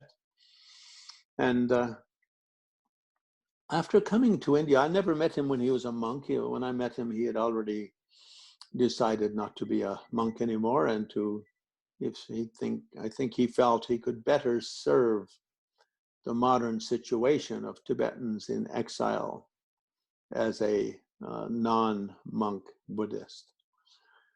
And he became very involved in 2 projects. And one of those was All India Radio, which was putting together, because at this point, don't forget, Tibetans in India were scattered all over Nepal, Bhutan, every place in India, because they were refugees and they weren't settled in any one spot in those early days, and in fact never became settled in any one spot. They still are in 100 different locations in India, although there are big Tibetan settlements. So they needed some way of staying in touch with one another, knowing what was going on, and getting messages from Dalai Lama, or where's this great Lama, what's going on here, what's going on there. So he put together that project, or he was one of the people who were brought into creating that format, All India Radio, for the Tibetan broadcast. And so he became very visible through doing that. And secondly, he became connected with Tibet House in Delhi and with the American Embassy. The American Embassy, an American came over called Gene Smith, you may have heard of him, created the Tibetan Research Institute in Cambridge after he came back from India, but talked the American Embassy into sponsoring publications of any Tibetan text he could find, because every refugee brought out 1 or 2 books with them, some complete collected works, but often these were just one copy left on earth that was, at least that was known of at that time. Mm. And so he started doing that. So at first I met him just because he came to receive teaching from Ling Rinpoche and Trijang Rinpoche. That was maybe 74 or 75, something like that. And then I learned of his sort of involvement with the Sumbum series, so-called Sumbum series of publication of Tibetan works. So in the late 70s, when I started translating, I would go to Delhi, and at the time also I was helping the Tibetan Library. I was editing some books for Tibetan Library. There were publications in English, and I would go to Delhi and help oversee the printing, because all letters were set by hand in those days, by hot type. So then when they unwrap these blocks and put them out to print them, if letters fall down, they'll just stand them back up, and they don't speak English, right? They're doing it by Braille in reverse, not speaking any English. And I got to spend some time with him there. And then he started teaching in Delhi from time to time. So I attended some of his teachings. And then basically, the more I saw him, the more respect I had for him, and the more I admired him. And he always treated me with great affection. I think I was a little bit of a wild, woolly character as far as a lot of things go in the conservative elements of the Buddhist world. And he never, although he himself tended to honor sort of conservative or traditional elements, he never tried to impose it upon others. So I really thoroughly enjoyed that about him, because I was never much of a follower, you could say. Just I'm more like, I don't know, what would you call it? Yaks, and they say, like, well, goats and sheep walk along happily in a herd. Yaks and horses are always kicking and butting one another. Oh. So I'm like the yak and horse kind of guy than the other. But he never ever held it against me, and always treated me with great kindness. And with all the books I ever wanted to find, he was always very generous in helping. And often he would actually just buy them himself and give them to me, and refuse to take payment and stuff like that. So I developed a very deep admiration for him and deep affection for him, both as a human being and as a Lama and as a spiritual teacher. And once he moved over to the West, when I came over and I started bringing over Lama tours, then he was on the first 2 were Gyuto Gyume, but the next ones I started working on were Losa Ling, and I worked on them for about 10 years. Because he was a Losa Ling monk, then he always helped a great deal with those by using whatever connections he had built up, and of course having his people organize themselves to help the monastery and put on sacred music, sacred dance performance, make sand mandala paintings and all these things. I would say that knowing him from 75 or 74, 75 up until his death 3 years ago, I never once saw him get angry at anyone. I never once saw him speak badly about anyone or anything. So I would say he had the most positive mind of anyone I ever met, except, probably Ling Rinpoche, Trijang Rinpoche were also a little bit like that, but You know, even Dalai Lama, for instance, sometimes, you know, criticizes, you know, Shugten people or something like that for doing Shugten. But I never heard him criticize anyone, regardless of what the general drift of things was, of the conversation and what was popular to say about things. He never got drawn into it and always looked at everything with completely fresh, positive eyes, and in my mind, in the best possible way of thinking about those things. And that's not to say he didn't hold opinions on those things. It's just, I think, you know, we have that expression, if someone has a positive, if someone likes something, you try and, you don't have to say anything to them about liking it. If they don't like it, there's no point saying anything to them because they're just going to stick to it. So I think he was more along those kind of lines of just being positive, and if it's something he didn't care much for, he just wouldn't talk about it. It wouldn't become an issue or an object of conversation. Yeah, so I had, and as you know, as the years went on, I would have to say, he only ever showed kindness, affection, and patience to me personally. He never ever showed any harshness or never said no to anything I requested. Even when I requested initiations from him, he never said, oh no, I'm too busy, or oh, that's a lot of work, I'll have to hire a bunch of monks and it'll take like 3 days and blah, blah, blah. And he would just say, okay, Glenn, see if you can find the text. I'm not sure I can find that text. Because initiations are always based on text. Excuse me, remember when Marco, in the 2016 elections, when I think it was Marco Rubio was making some sort of video announcement in his primary campaign, he leaned over to get a bottle of water and then drank it. And then Trump made 100 jokes about him after that, the remainder of the primary. Well, I have always liked Florida. I like Cubans, so I'm doing the same in honor of Marco Rubio. Oh, nice. I don't even know who he is. Oh, he was one of the Republican candidates in the primary that Trump won in 2016. Okay. I think he's a senator. I think it's Senator Marco Rubio, but maybe he's Congress. I can't remember. Anyway, Trump used to refer to him as Little Marco.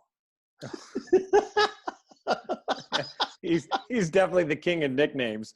There's no doubt about that. Yeah, the king of understated humor, where if you don't get it, it just makes you mad. If you get it, it's very funny. Yeah. Anyway, yeah, second, the question of Tantra. So, as you say, there are a lot of misunderstandings of the nature of Tantra.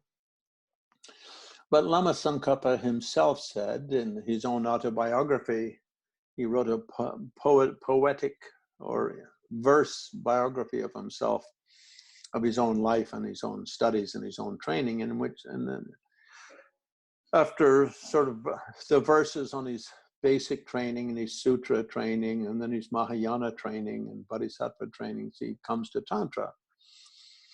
And he says in that verse that there are those who know the statement that Tantra is the supreme method for enlightenment, and they're meaning enlightenment in one lifetime. They know that, but yet they don't. There are Kepa, there are great learned monks or great learned Buddhist scholars who know that statement that Tantra is the supreme vehicle for enlightenment, meaning enlightenment in one lifetime. Yet they themselves don't practice Tantra.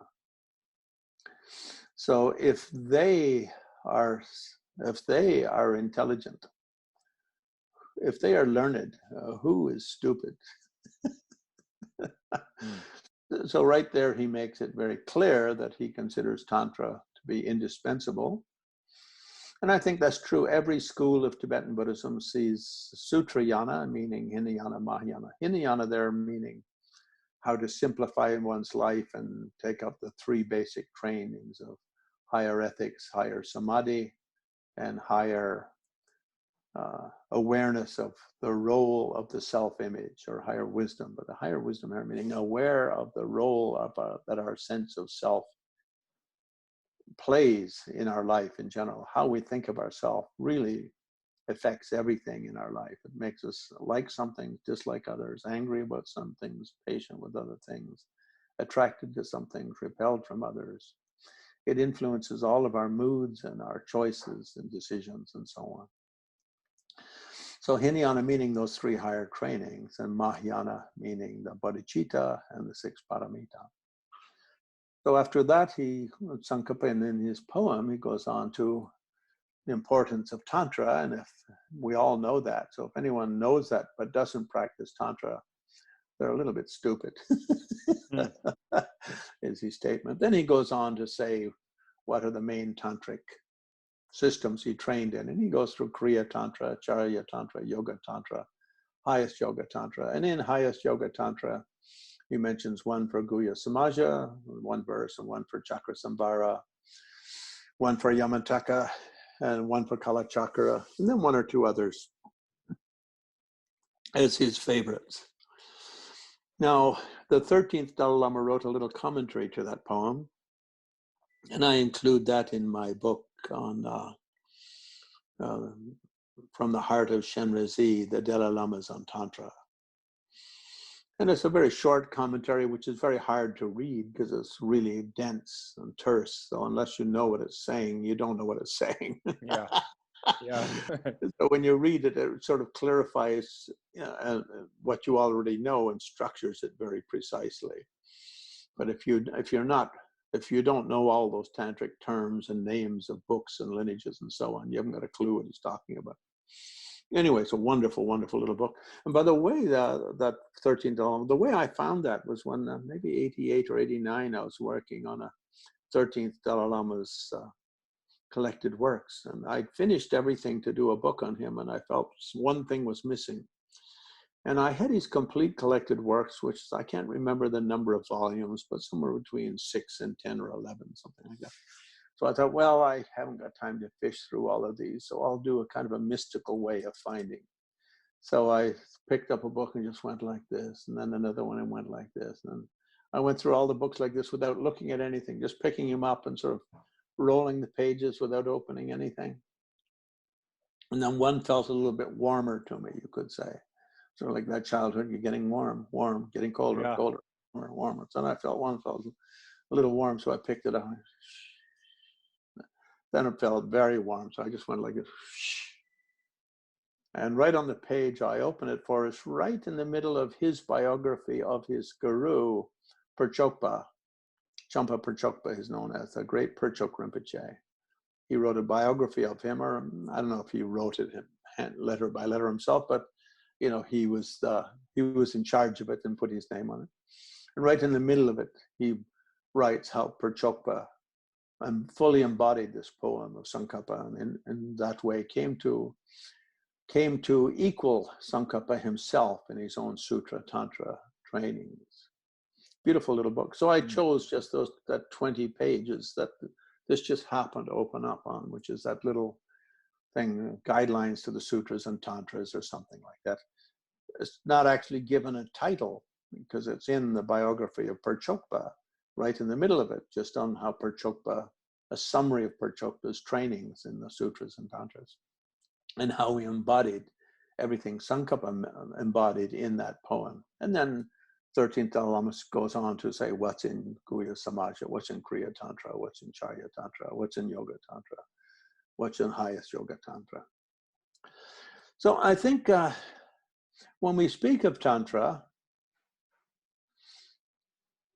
one problem we have in the West is that with traveling lamas, if they give a teaching, not many people show up. If they give an initiation, huge numbers show up. Like Dalai Lama once said at a Kala Chakra, I don't really like giving initiations that much. I really prefer the 3 or 4 days I teach before the initiation. But if I just say I'm teaching for 3 or 4 days, just 1,000 or 2,000 people come. If I say I'm giving an tantric initiation, 100,000 or 200,000 people come. Wow. Like in Dharamsala, if he taught Nagarjuna's Ratnavali, for instance, or Jantrawa, maybe 500 or 600 people would show up. 3 months later, or 6 months later, he gave Kalachakra in Bodh 350,000 people showed up, a third of a million. Wow. And that's like in 1973, 74, the winter of 73, 74. So the enthusiasm for Tantra carries a certain magic to it, just the sound, Tantra. And not only with us in the West, but with all Tibetans. There's something magical and mysterious about it. I think one reason is the word Tantra means timeless or immortal. The thread of reality, or the thread of wisdom, which has gone through all things at all times, and which are present in every moment's experience. So right now, for instance, we have that thread of timeless wisdom, timeless enlightenment in every breath we take, in every thought that arises. Even if we're angry, at the core of that anger is the thread of this spark of enlightenment, this radiance of enlightenment. It's just the thread doesn't get much attention. We kind of miss seeing that thread because we're looking at something else. So I think that side of it is very appealing to everyone.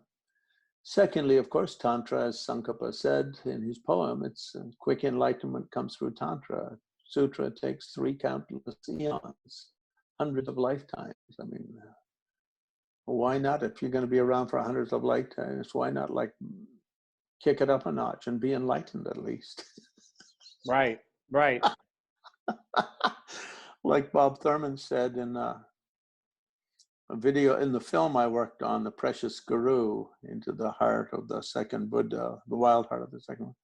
And we did an interview with Bob Thurman. He says, the greatest thing about, I'm paraphrasing it, I don't remember exactly, but I'm like, yeah, the wonderful thing about Padmasambhava is it really shows how enlightenment can be fun.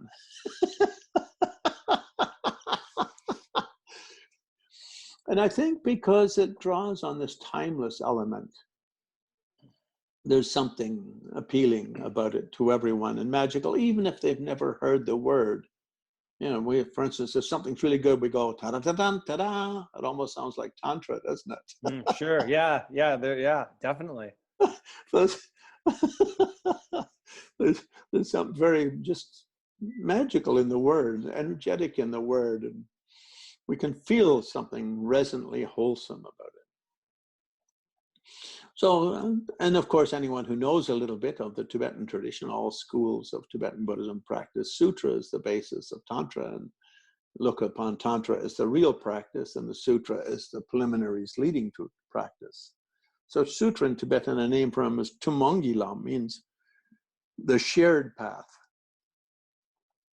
And because, or Tumong can also mean common, because it's common too. If you practice Tantra, you have to have Sutra as the basis. So, Tibetan Buddhism, you could say, is syncretic Buddhism or Triyana Buddhism, three vehicle Buddhism. Firstly, the Hinayana of ethics, samadhi or deep meditation, meditative power, and wisdom in terms of ability to investigate, the ability to look deeper into your own sense of self and how that sense of self molds your life, molds your destiny.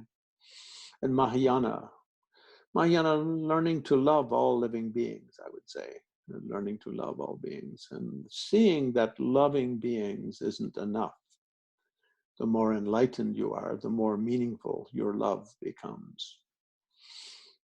Hitler loved Germans, but he didn't especially benefit Germans. He was very enthusiastic for benefiting all Germans, but he didn't really benefit them very much in the end. A little more enlightenment would have helped him perhaps go beyond benefiting Germans to having his idea of, his ideas of social order include all living beings, not only humans, but the elephants and the tigers and dogs and cats and so on.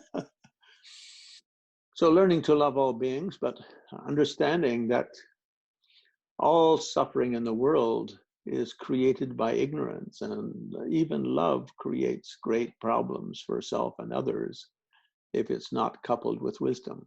And so therefore the bodhicitta motivation, achieve enlightenment, is the best way of benefiting self and others.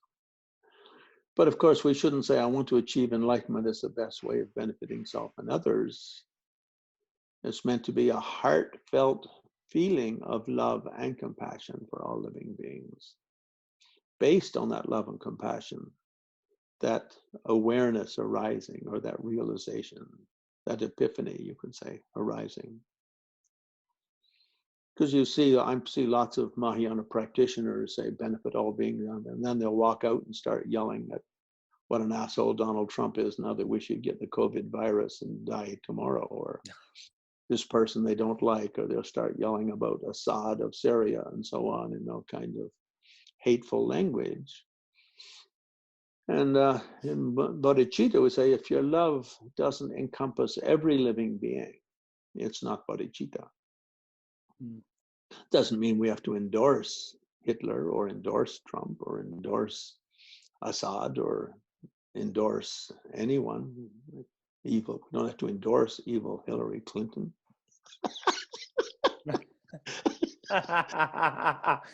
Slip that one right in, huh?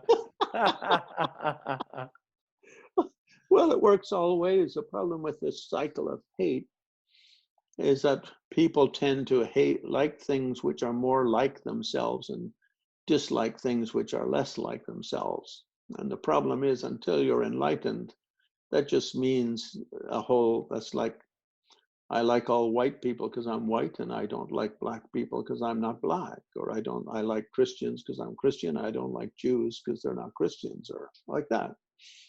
And we just, unless we develop that idea that all living beings have a lovable quality, and even if they're totally lunatic,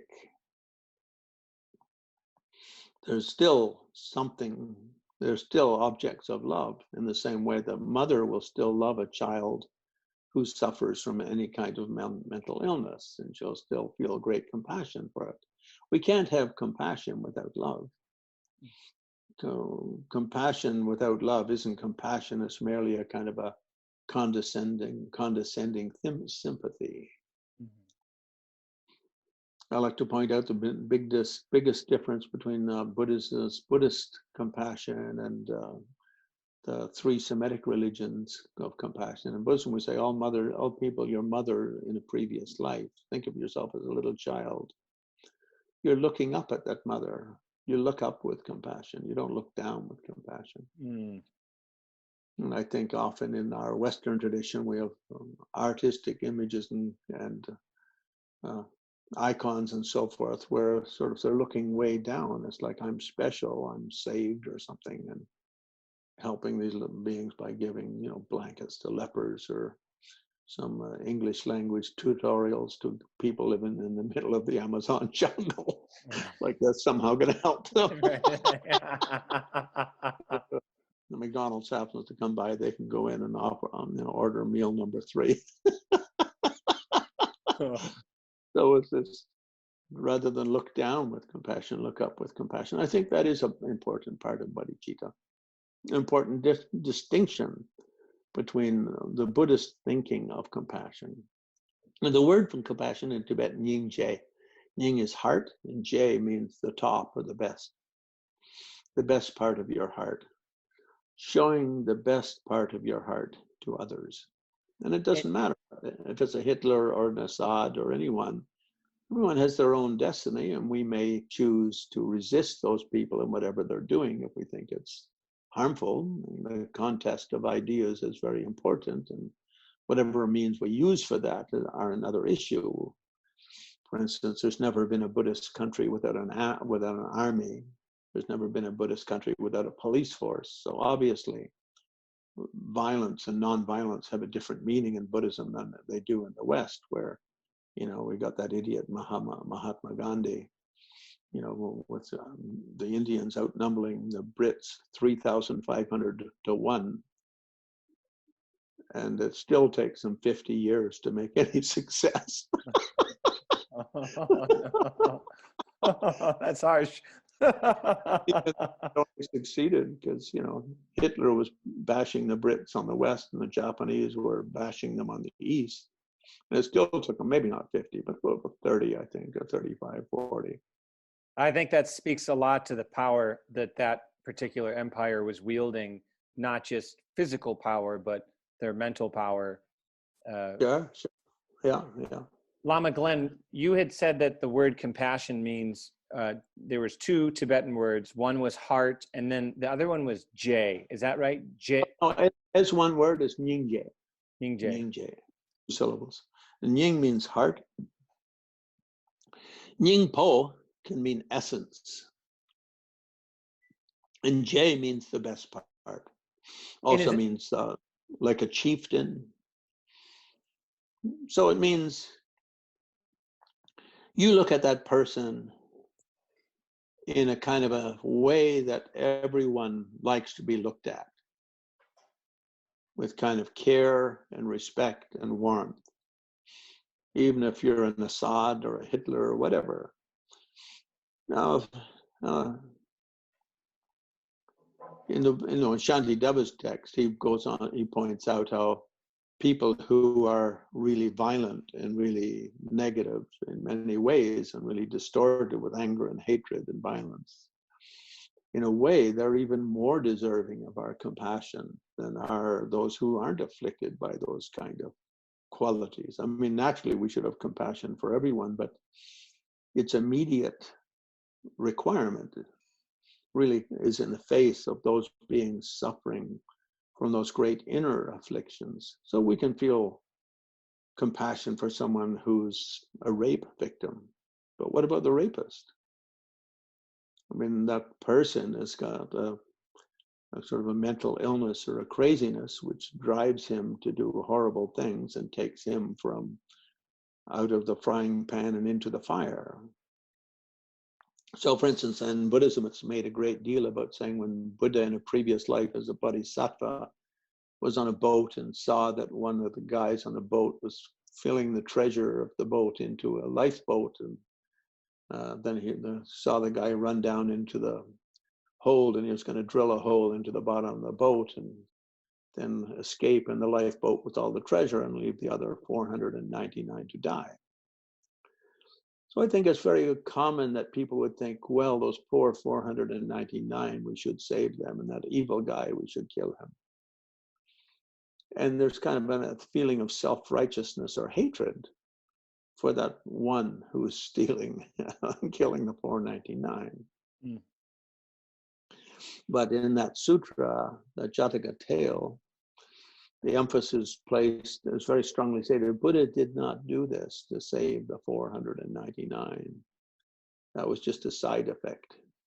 He killed that one to save him from himself, because the terrible karma of murdering 499 would be more unbearable.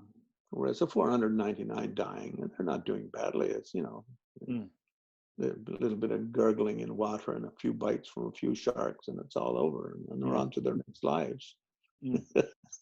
Yeah. But the poor guy in that terrible position of murdering 499 and paddling off, his setting upon a course of destiny that will last for thousands and thousands of lifetimes. So Buddha kills him.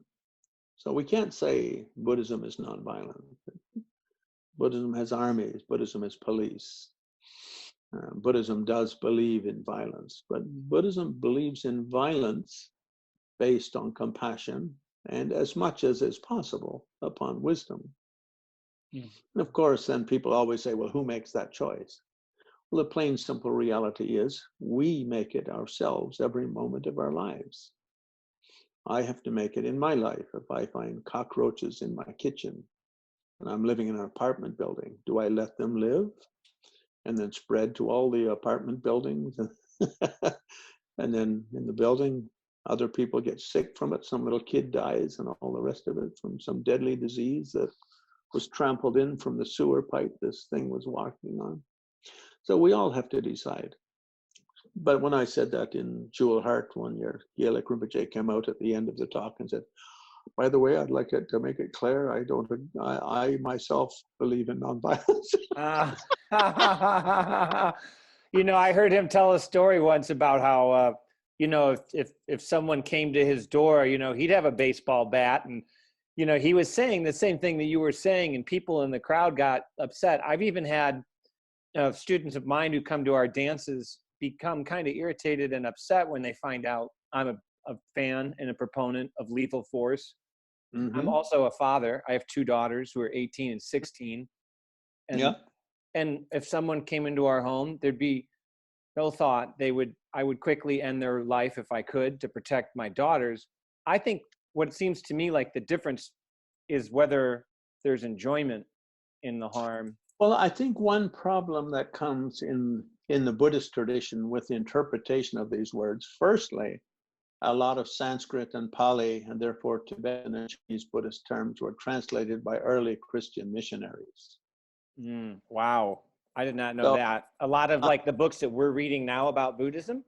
Well, no, but the basic terminology for Buddhism in English, all those early translations were made in the mid and late 1800s by Christians, Christian scholars, basically from Oxford or Cambridge universities were the main ones doing them. Oxford and Cambridge opened, Buddhist studies and Asian studies departments, Oriental studies department. So we use a lot of words that don't really fit. For instance, sin. Sin in Christianity has a very particular meaning. Does it have the same meaning in Buddhism? In my opinion, no. So if you say sin for Digpa, for instance, it really is, to me, it's very unpalatable, extremely unpalatable. Sin has something to do with fig leaves and an apple, and fig leaves are sinful, and an apple is sinful. And I'm not sure the snake. It's all very mysterious. So for us in Buddhism, we don't have anything against apples, figs, or snakes, and there's nothing to do with sin whatsoever. And same with ahimsa. The Tibetan word for that is neme, which means not harming another. So in that same sutra, Jataka, that I quoted earlier, Buddha makes it very clear that he didn't kill that person out of an intent to harm him, nor out of an intent just to save the lives of the 599, because those 599 are going to die anyway, sooner or later. But he did it out of compassion for that one, to save him from the terrible destiny of 499 murders. And I think when we, so non-harming, so Buddha makes the point there that it wasn't to harm that guy, it was to help that guy. And, as I said earlier, people say, well, who makes that call? We each have to make it in our own life. And then I started to say, one problem we have in the Tibetan world is there's one set of rules for monks and nuns, and there's another set of rules for non-monks and nuns. And so, therefore, for non-monks and nuns, there's often a kind of because a lot of monks and nuns to the Buddhist teaching, they often tend to give a kind of a monastic interpretation of those words, or those kind of precepts, or those ideas. So, for instance, in Tibet, monks and nuns weren't allowed to join the army. If you wanted to join the army, you should drop out of being a monk or nun and then join the army. In South India in the 70s and 80s, the Indian government opened a special battalion of paratroopers, all manned or womanized by Tibetan men and women, young Tibetan men and women. And many of them, anyone who was in the monasteries and got kicked out or decided to leave, usually they would join the army, because they didn't think that I'm leaving and there I'll be in the army, and they're like, if there's a war between India and China, I'll be parachuted into the front line and I'll be shooting Chinese people. They didn't think, oh, I can't shoot a Chinese person. I can't kill a Chinese person. Or if they became a policeman might have to use deadly force in a particular situation. And so those, I think, we can say general guidelines. It's best not to kill. It's best to kill as little as possible. But on the other hand, you know, when the Dalai Lama goes to the airport in India, he gets in a car and the car drives across town and it squishes 100 bugs on the way to the windshields on the way over. Of course, the intention isn't to kill those bugs. The intention is to get to the airport. So for that reason, intention becomes the main issue. And in that Jataka tale, Buddha makes the difference that the intention is to benefit those living beings. So just I'll finish on Tantra in the next 5 minutes, because I've got a chit chat with Steve James on the Guru, Viking Guru, in about 5 minutes. So now, just to finish on Tantra, the main difference between Tantra is that the thread of perfection is in every moment and in every situation. So that's one of the main qualities. And so therefore, the 13th in his book talks about the Punsun Sokpa Shi, the 3 great qualities of Tantra. One is that wherever you are, practicing seeing that as a beautiful place to be. In other words, Pun is like a pile of things, or a little mountain or hill. Som is 3, Sokpa, brought together, collection of 3 greatnesses. And wherever you are, think that it's healthy, it's happy, and it's abundant. Lu Punsun Sopa, your own body. It's happy, it's healthy, it's abundant. It's got everything it needs. Lungju Punsun Sopa, whatever you consume, whether you're listening to music or hearing sounds or smells or tastes or touches or even thoughts, all those objects of the 5 or 6 senses, they're happy, they're healthy, they're abundant. And finally, Trinle, everything you do is, whatever comes into your life is an enlightenment fluctuation. It's an enlightenment theater coming into your life. And whatever you do with others, it's like enlightenment expression. So Tantra really means that. Now, I think it gets a little bit of a colorful tinge to it, or an exotic or sexy kind of twist to it. Because when we practice that in all aspects of our lives, including, say, our love life and our sex life, then a lot of monks and nuns perhaps think of celibacy as the best way to be. Whereas for non-celibates, Buddha just made a few basic rules. One of them is don't make love more than 5 times a day, and not by force and not by deceit, no pedophilia, which they didn't put a specific age on that, but in Asia, I think it used to be like teenage, like when you turn 13. That's when boys and girls grow hair and girls sprout breasts and stuff like that and menstruate. And that was kind of in ancient times, even in Europe, that was a potential earliest marriage age, although most people got married 15, 16, 17. But not with anyone under 8. In other words, no pedophilia. And a few kind of simple things like that. So other than that, if we do make love 5 times a day, not many people do, but say we were to. And in Buddha's lifetime, there were kings with multiple wives, 10 wives. Atisha, when he was 11 years old, was married to, I forget, maybe 10 or 20 wives. Buddha, as a young prince, had 3 wives and 500 sort of pleasure partners, play friends, you could say.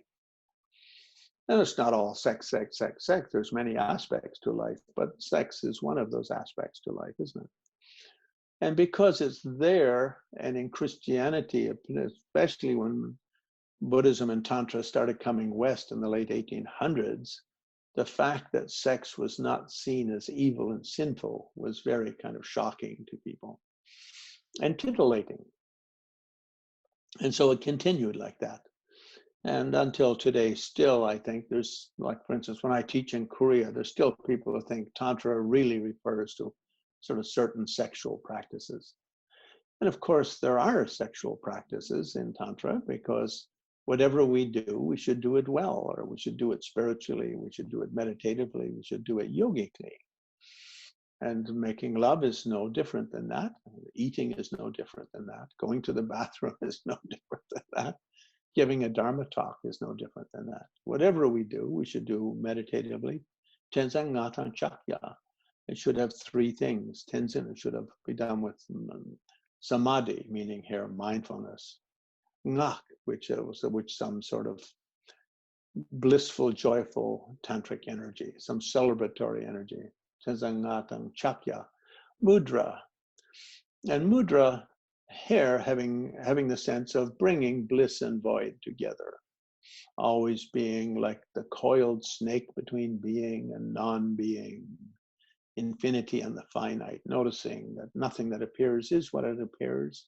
Everything disappears into infinity and is theater arising in the face of infinity, or the vastness of infinity. Grasping at this and that is but a method of processing the moments of our life. But at the same time, those are just like images on a screen, or objects of a dream, a mirage in a desert, hallucination when you've got a fever of 105 and you're suffering from delirium. So Tantra is a systematic way. Firstly, we don't know who we are. So let's face it, we could just as well be a Buddha as be a nincompoop. So let's deal with ourselves as though we were a Buddha. Let's look at ourselves from our Buddha quality. Now we know that all physical material is just pure energy. There's no such thing as physicality, which is not energy. As Einstein points out, E equals MC squared, and some Buddhists sort of pick this up and put it on their websites. So my body is just a big atom bomb. The world is just a huge explosion of energy manifesting on particular ways. And so just to have the sense of all body being completely just pure energy, pure joy, sort of a celebration of bliss and radiance. And take the emphasis, for instance, I had a friend who was a multi-billionaire, $10-12 billion. And at the crash of 2008, he lost about half of his money. And I was sitting with him a week later, and he's sort of a little down in the dumps. Glenn, I just lost $6 billion. And please look on the bright side. Right. We got $6 billion left. Right. Yeah. Yeah. Whatever it is. And we think, well, yeah, that's $1 billion. But what about me? I've only got I live paycheck to paycheck. But everyone has abundance in their life if they put their mind on their abundance. And if instead of putting our mind on our abundance, we just put it on the things we don't have or think we should have or see that others have and we have a right to, and so on, it's a never-ending cause of frustration and delusion. So the sense of Punsang Sopa, completely healthy, in other words, wherever I am, I'm okay physically and mentally. And my body is quite okay. It's doing okay. The place is okay. I'm okay. My activities are under control. I'm celebratory. So one of the talks I gave recently with, you mentioned Guru, Viking Guru, or Guru Viking Guru, is this idea of walk like a tiger. Always in Tantra, we say walk like a tiger, always totally fearless, with great bliss, great joy. And a tiger, even looking at a tiger brings happiness to people. It seems like such a beautiful, happy animal. and sit like a grandma yogini, your mind completely spacious and accepting of the totality of being, openness of being. Coil like a snake, like a cobra dancing on its tail between being, something's happening, infinity. Well, it's really nothing. It's just a little ripple, something. In Mahamudra, the waves on the face of the ocean, and the quiet in the deeps of the ocean, the waves on the surface of the quiet in the depths of the ocean. And finally, the fourth one, dance like an angel or angelette, celebrating every moment of your experience. So Tantra really comes down to those four modes, except just saying, my joy is really in my hand. There's not as much joy. The world doesn't give me joy. The world gives me some positive sensations and some negative sensations. Joy doesn't come from that. Joy comes from sitting between being and non-being, celebrating each moment of our life regardless of what occurs. For that reason, the guru of the great Genghis Khan, the great Buddhist Genghis Khan, Yeah. wrote, the person who makes a big difference between the 8 worldly winds is not on a spiritual path. In other words, gain and loss, win something, lose something. If it's a big deal to you, you're not a spiritual person. During your life, you'll win lots of things, you'll lose lots of things. Things come and things go. Until you realize that you're not on a spiritual path. You're just talking about being on a spiritual path, or hoping one day to be on a spiritual path, or reading about it, or hearing about it. If you make a big difference between pleasure and pain, you're not on a spiritual path. You're not a spiritual person. We get many pleasures every day, and we get a few pains every now and then. For instance, up on Everest one year, walking down, I forgot to clip my big toenail, and banging into my boot as I walked down, it just killed the nerve. And for the next 15 years, I had a very sore toe. Wow. But these things happen, don't they? And we have it in every way in our life. We get it with sicknesses, and we get it with financial things. We get it with relationship things. We get it with ambition things, and so on. So when I used to organize Lama tours, I used to tell people, don't worry if it succeeds or not. If we do 10, 8 or 9 will succeed. And if one doesn't, it's no big deal. And I used to guarantee that if any one local organizer hosted us and they lost money, we'd cover the bill. So nobody had to worry that, bringing in 10 monks, they'd lose $5,000 or something. And 1 in 10, we would lose a little bit. The cost of bringing them there and doing things would be greater than whatever was generated for the refugee community in India. But it's like that in life. Lots of pleasure comes our way and lots of pain.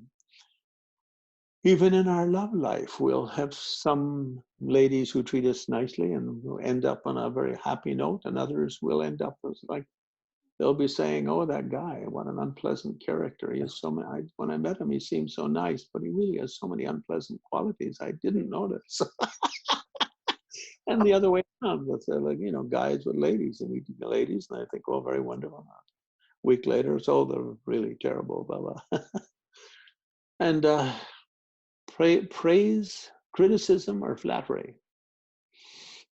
Whether we're criticized or if we receive flattery, scoldings or flattery, dressings down or buttering up, if we make a big difference, then we're not on a spiritual path. And finally, if the things we do get notice and applause from the public, or if the things we do pass in obscurity, if that's the issue, we're not doing it right. What we do should be done because we think it's the right thing to do, and if anyone notices or doesn't notice, it's not a big deal. On that, I'll close. I got to quickly get into this other chit chat, and he's on England time, so we have to get the time right. Thank you so much for your time, Lama Glenn. Thanks for sharing everything. Gawadi Yurida, Shenreze one trub kerne, Rochi Malapa, Te Salagupar Show, Janja Samsho Rinpoche Maki, Panaki, Guchi, Panyampa, Me Payong Kone Kondu Pelwa Show. Thank you. Thank you. Thank you, Lama Glenn. Click.